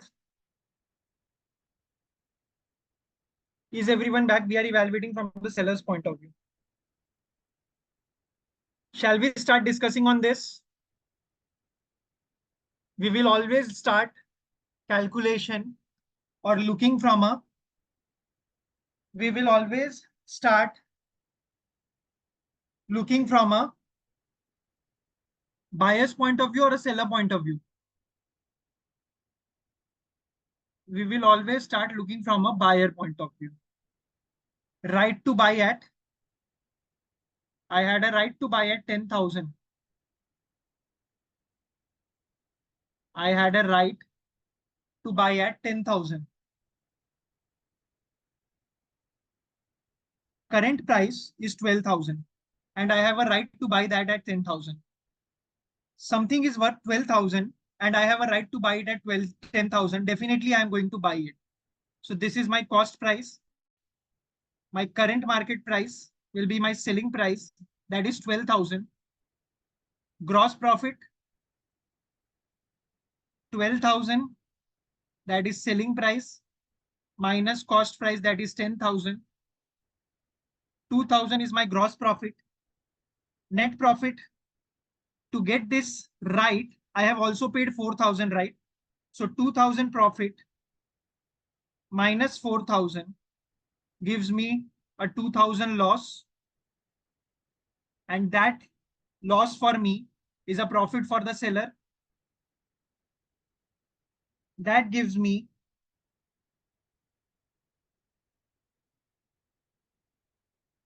this will give profit for the buyer. The gross profit would be the profit for the buyer, 2,000. But since he paid 4,000, so 2,000 minus 4,000 minus 2,000 would be the loss for the buyer. And loss for the buyer is profit for the seller. Can you show the previous example again? Which one? This one. Here, we had a right to buy at 1,200. Okay, PM. So here we had a right to buy at 1,200, but the current market price was 600. So if something is available to you at 600, why would you buy it at 1,200, right? You would simply buy it at the market price and let this option lapse. But what is the loss for you? You paid 150 rupees to buy this option. So this is basically the loss for you. What this PM? PM, have you got this? No, we are buying now and selling will be at maturity. The settlement will be always in maturity. So we are evaluating at expiry date point of view. We are evaluating from the expiry day analysis of the options. If we are buying and selling options in between, then in that case, it would be related to technical analysis.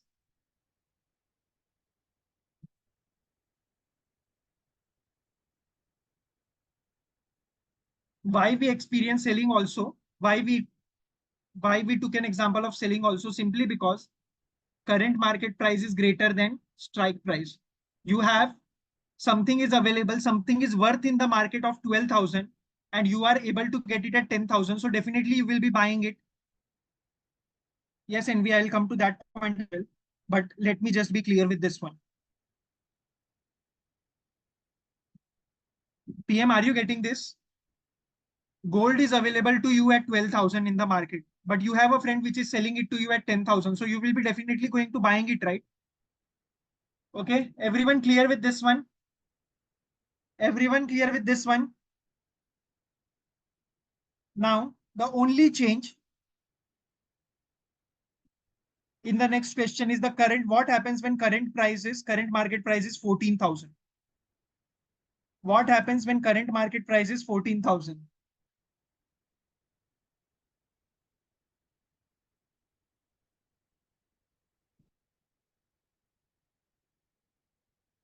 SK. Buyer will buy. If buyer won't buy, he will be in loss. And if buyer buys, yes, you are correct, SK. Correct. Yes, those who have replied, it is correct. So, Amisha, you are correct. GA, you are correct. GV, you are correct. SK, you are correct.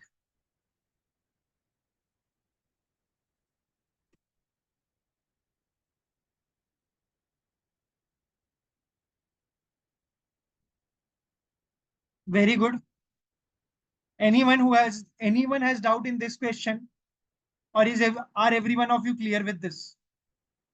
Anyone has doubt in this question, please let me know.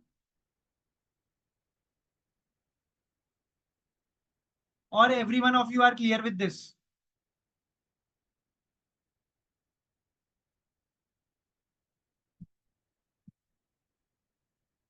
So this would be a break-even point.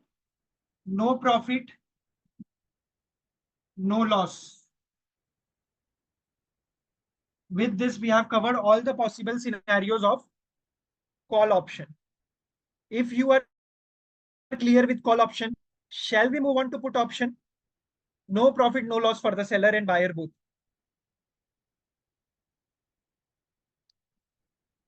Shall we move on to put option? In put option as well, in this on contract will be made. I'm not getting Kriti what you are asking. In this on contract will be made. What do you mean by this? In this on contract will be made. No contract. Why won't there be a contract? You never know what would be the price after 3 months, right? So this is not the predetermined price. This is the price after 3 months. So why won't the contract will be made? Eventually, things turned out in such a way that there was no profit, neither a loss. So obviously the contract will be signed and there won't be a profit or loss for any of the buyer or the seller. They would be unaffected by the price change. Shall we start with put option, Kriti?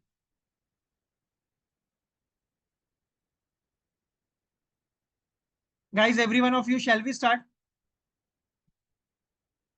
So there is a buyer of a put option. What does the buyer get? What does the buyer of the put option get?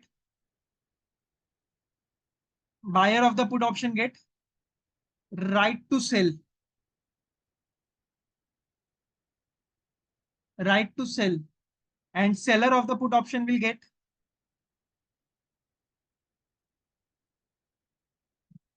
right to buy.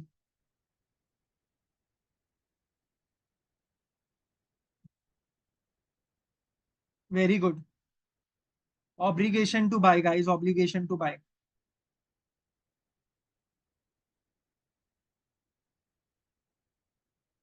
Obligation to buy.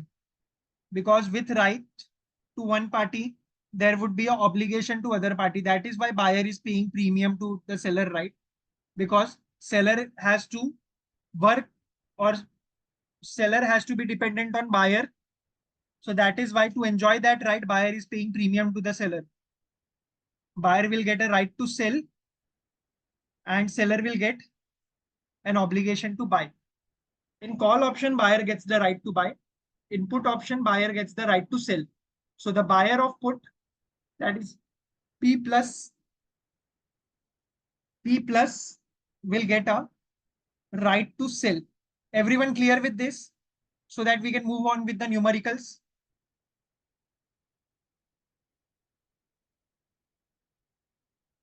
Seller. Okay. SK is asking in which scenario seller gets the right to sell.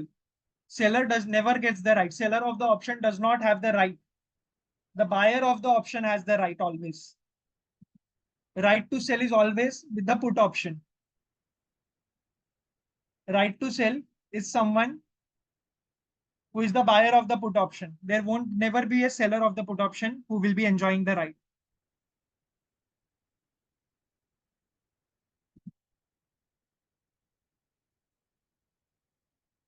Actually, RT, it won't be possible to send it to the email ID of each and everyone. And we are not able to share our official email IDs to students directly as well. So what I would do is I would get it uploaded on the LMS. And if you are not able to browse that, you can raise a ticket. It would be forwarded to the technical team and it would be resolved. Now, coming to question. Strike price.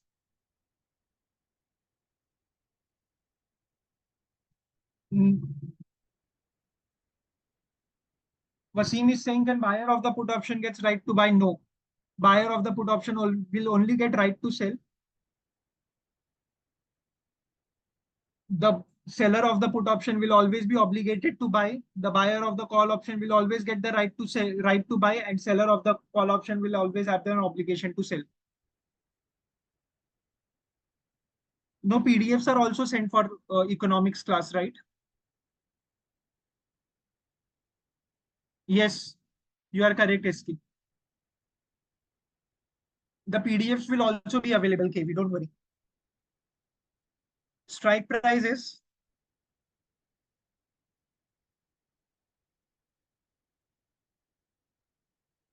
300.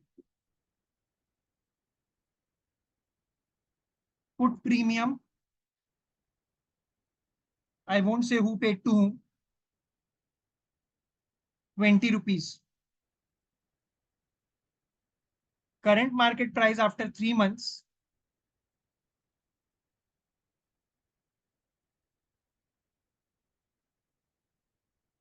100 rupees.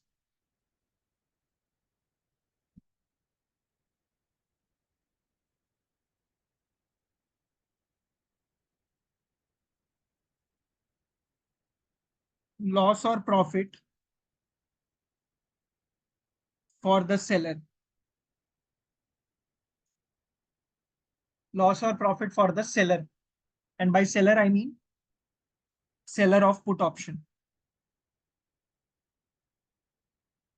Nature of contract, put premium is there. So nature of the contract would be put, right?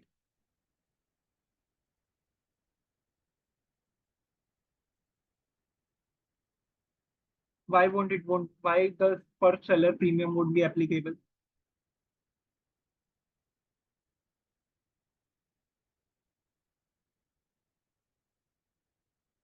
That is something for you to think of, Amisha, whether he will exercise the deal or not. Think what always thinks from the option buyer's perspective and think whether he will enjoy this right or not.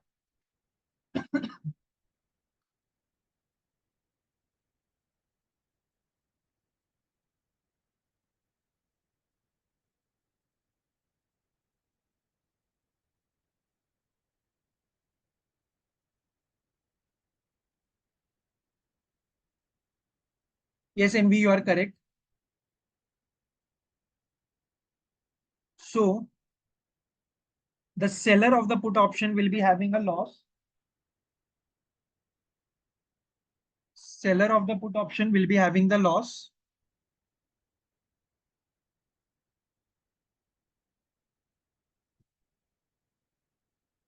of 80 rupees. If you have got this, you are correct. If not, see, let's try to understand what is the knowledge gap. Yes, DR.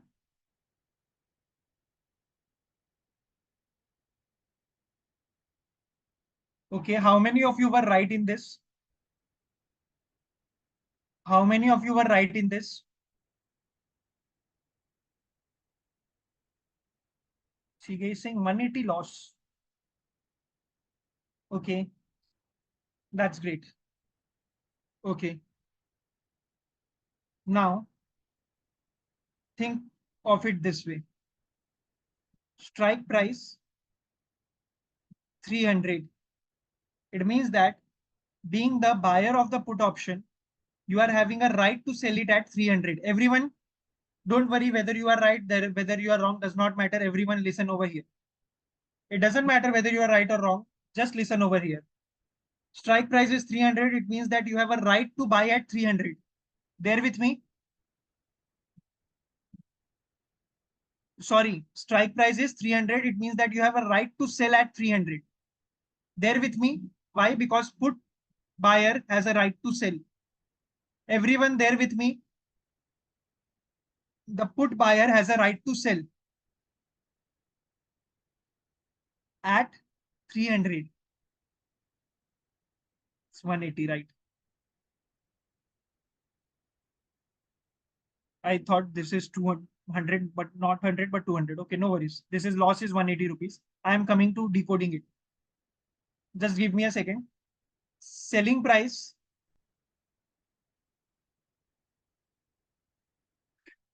Sorry. Strike price is 300.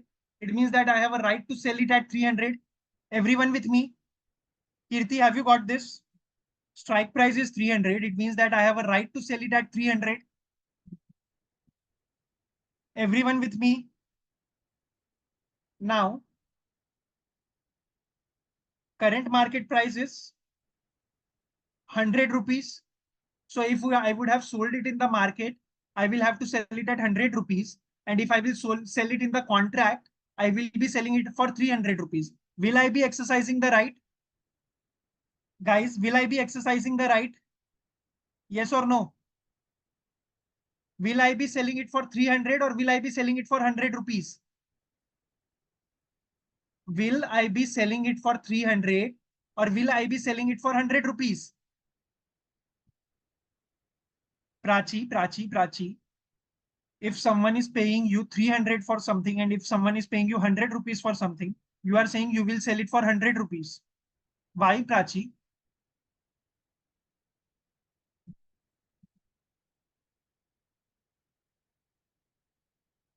If in the market you will sell it for 100 rupees, you will be making a loss, right? If you can sell it for 300, if any one of you can sell it for 300, if any logical person can sell it for 300, he will try to sell it at a higher price. Being a seller, what you want? Being a seller, what you want? Will you want a higher price or a lower price? Being a seller, what you will want? You will want to earn more at a higher price. So you will be selling at 300 and in market you can buy it at 100. So 200 rupees is the gross profit that you made.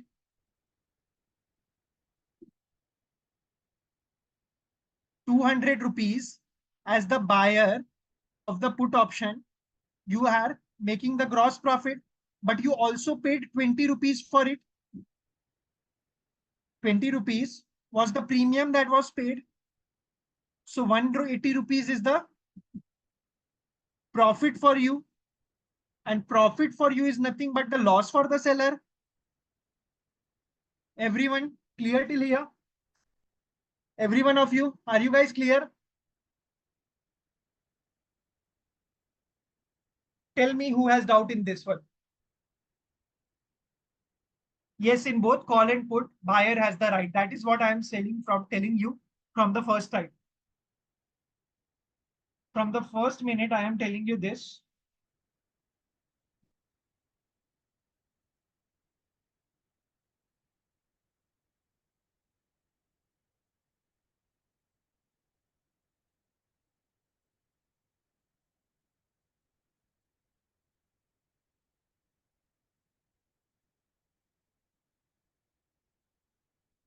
Okay, everyone. Shall we solve a couple of more examples?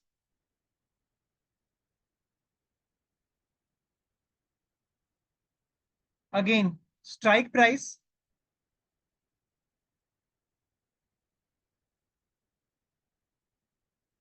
Yes, in put option, the buyer of the put gets the right to sell.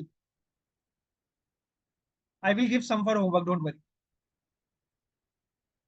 Yes, always remember while solving these kind of questions, if you are getting confused, write the nature of the option, highlight what the buyer gets, and write what does the seller get. We will see what happens in case the price goes high. Right to sell, obligation to buy. Always, if you are getting confused, write this in a corner and then start solving for the sum.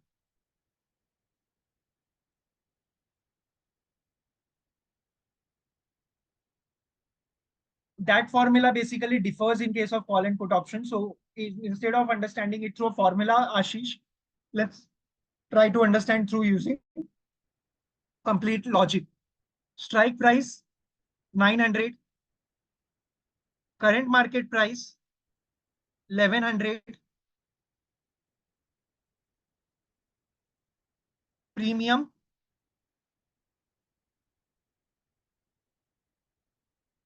paid 60 rupees.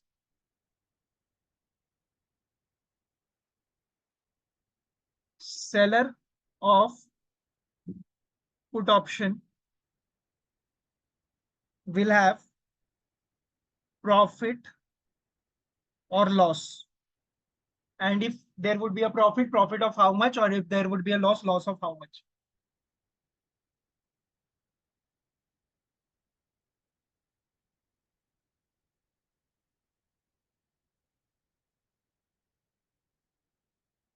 Yes, you are having a right to sell. You are having a right to sell. That right to sell is an option, right?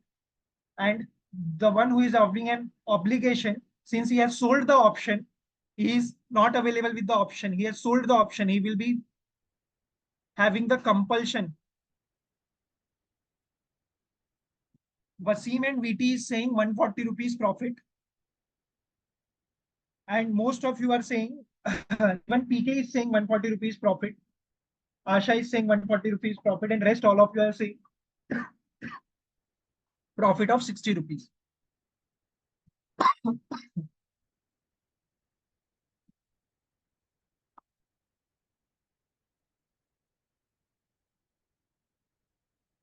Let's see. Let's see. We will be start thinking from a buyer point of view and buyer of put option point of view.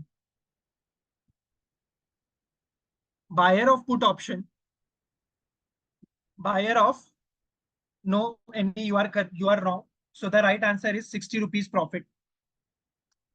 60 rupees profit is for the seller. And let's see how. Buyer of the put option has the right to sell. If he has a right to sell, he will be selling at, if he has a right to sell, he will be selling at 900 rupees strike price, or he will be selling at current market price of 1100. Whether he will be selling at 900 or whether he will be selling at 1100. He will be selling at 1100. He will let this option lapse. And since he have let this option lapse, the only loss that he has made is 60 rupees. 60 rupees loss. And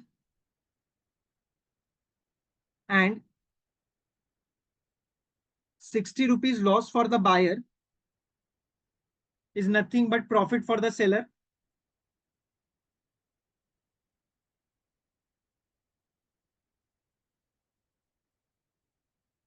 ₹60 loss for the buyer is nothing but profit for the seller. SK, if you get a chance, SK is not getting this. Let me explain him once again. SK, if you get a chance to sell something at 900 rupees and sell something at 1100 rupees, where will you sell it? Using the contract at strike price. This is contract. And this is market. Whether you will be selling in the market or whether you will be selling in the contract. Whether you will be selling at 1100 or whether you will be selling at 900. So you are selling it at 900, sorry, 1100. You are selling it at 1100 in the market. It means that you are letting the contract lapse. But to buy this contract, you paid 60 rupees. So 60 rupees is the loss for you, and loss for you is the profit for the seller. You bought this contract for 60 rupees as a buyer, put buyer. So put seller got this 60 rupees and he is enjoying this premium. Okay, everyone clear with this?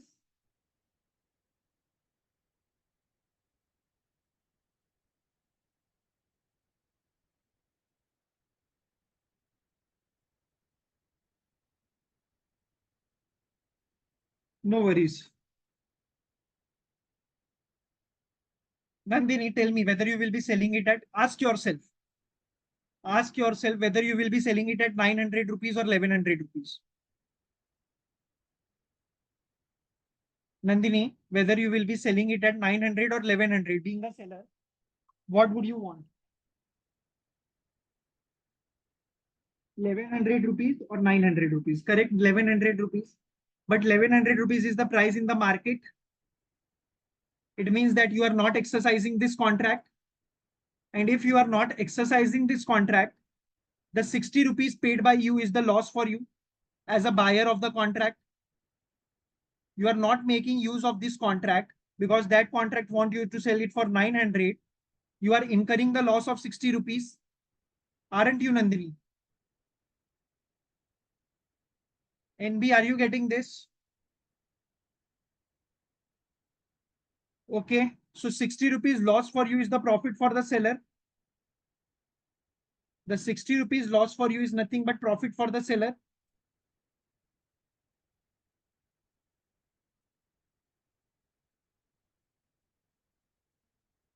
Again, I am explaining.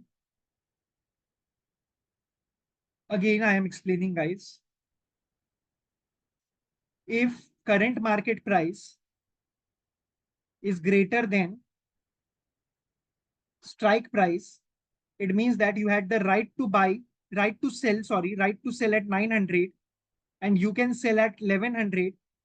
You will be selling at 1100 and let this contract lapse. And if you are letting this contract lapse, the premium paid by you is the loss for you. The premium paid by you is the loss for you, and loss for you is the profit for the option seller.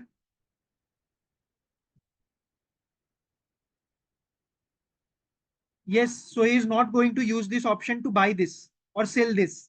The option seller won't be selling it for 900, but he paid 60 rupees to buy that right to sell it. So that is why this is loss for him. That is why this is loss for him.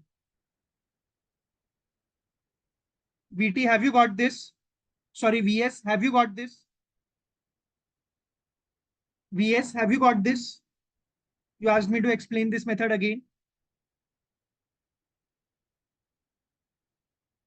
Guys, you asked me to explain this method again. Have you got this?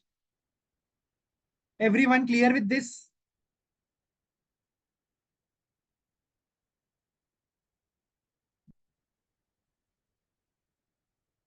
Let me just share the sheet with you. That was it for the day, guys.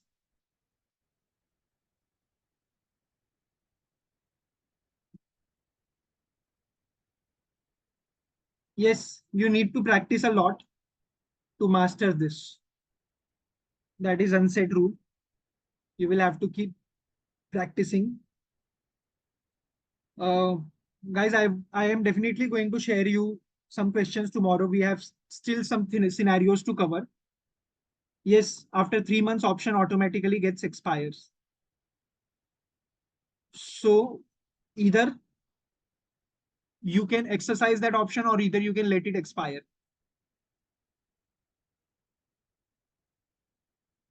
Yes, it's actually about logic. Yes, I am trying to send you notes for this. Just give me a minute. Please try to understand the logic behind this and you are going to love it.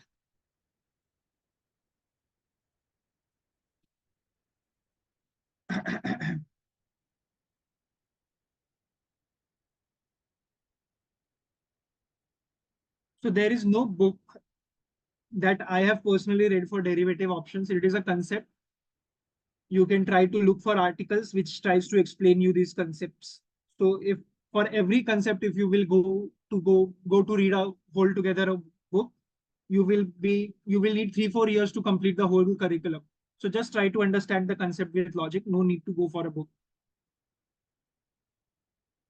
If you want, I can research about a good book and share it to you. Personally, I have never used a book, but if you want, I will share the names of the book with you. Just raise a ticket about it. So that was it, guys. DR. Okay, those who are done can leave now. There are some tests in my exam. So can I apply? Yeah, you can apply for that VT. No, I don't believe in trading. I believe in investing. Yes, so I have shared PDF 2 times because people might have not received it. So guys, if those who are done, those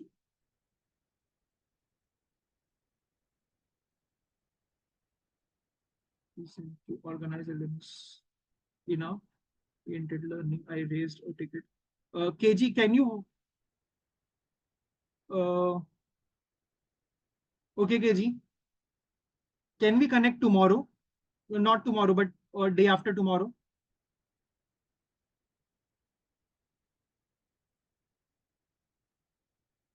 So no one is the master in investing. It's eventually you will, when you will invest, you will learn from things, but definitely you will get to definitely will get to learn a lot of things. It depends on your skill, TV, to be very honest. If you will be skilled, if you will be having right knowledge, you will definitely be able to secure a good job. So thanks a lot, guys. Bye bye. Those who are done, DR, you said that you had some question, so you can pose that question. Yes, correct, DR. Option contracts are given below. You are required to compute profit or loss to each. Ravi writes a call option to buy share at an exercise price of 70 for a premium of 11 per share. The share price rises to 73. So DR is there with some question. Those who want to wait can wait. But since she will be getting this question in tomorrow's exam, I am solving for her.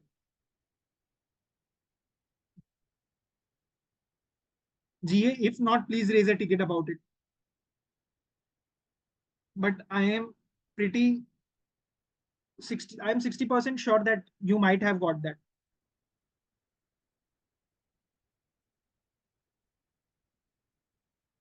You can take your own examples as well.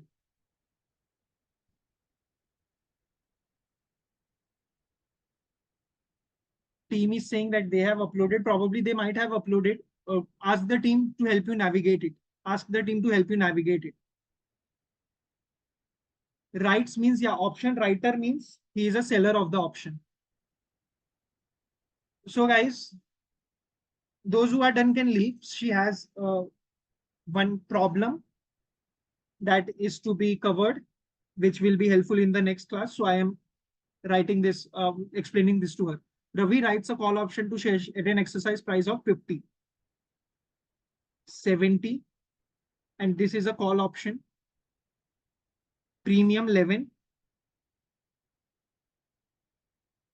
and the share price rises to 73 by the time option expires. So in maturity, current market price at time of expiry is 73. The question is whether something is available worth 73 to you at 70 rupees, whether you will be exercising that option. DR, something is available worth 73 to you at 70 rupees, whether you will be exercising that option. DR, why won't you exercising this option? If you go to the market and buy that call, you will be getting at 73 rupees.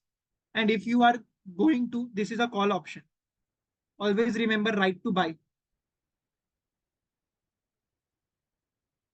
In call, there is a right to buy. If current market price is 73 and you are getting it for 70 rupees,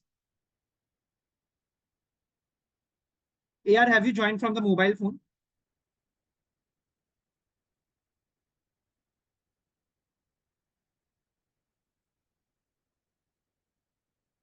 Just give me a second here. Let me share this sheet again. Someone has not got it. Yeah, it would be again uploaded on the LMS.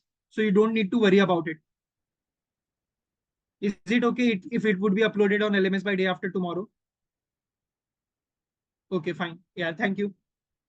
So DR, please concentrate over here. You can buy it at 70 rupees and sell it at 73, right? You can buy it at 70 rupees and sell it at 73. So you will be going to exercise that option, correct? So buying at 70 rupees, selling at 73, difference is your gross profit. 3 rupees is your gross profit. But DR, you paid 11 rupees for this. So minus 11 rupees is the premium paid. Effectively, 8 rupees is the loss. Correct? Are you getting this? 8 rupees is the loss for whom? For buyer. Have they asked from the buyer point of view or from the seller's point of view? The share price writes a call option. So 8 rupees loss for the buyer is 8 rupees. Profit for the writer or profit for the seller. So one who writes the option means he is selling the option. So yes, 8 rupees is the profit for the seller. Comfortable, DR?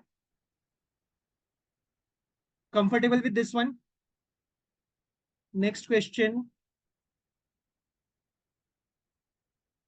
Naren buys a put option at an exercise price of 78. Premium is 7 and expiry price falls to 66. So with put, you are getting a right to sell. With put, you are getting a right to sell, whether you will be selling at 78 or whether you will be selling at 66. Whether you will be selling at 78 DR or whether you will be selling at 66.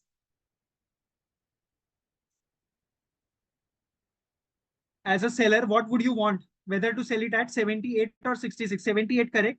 So difference of 12 rupees is your profit. Difference of 12 rupees is your profit, but 7 rupees is what the premium you paid. So minus 7 rupees, this was gross profit, 7 rupees is the premium paid, 5 is the net profit. Now think, this is net profit or put buyer. Net profit is for put buyer. Think from put seller's point of view. Have they asked from put buyer point of view or seller point of view? Buyer's point of view. So 5 rupees net profit is the answer for you. Clear? Clear with these two examples? Perfect. So thank you guys. Thanks a lot for still being there. This shows that how curious you guys are to learn. Thanks a lot, guys. Bye-bye. Take care. Have fun. I hope you enjoyed the session. We will be in first question, 8 rupees was the profit for the seller. So we will be keep on engaging with this exciting content. Yes, loss for the buyer, profit for the seller. Correct. So see you guys tomorrow. Bye-bye. Take care. Have fun. Thank you. Thanks a lot.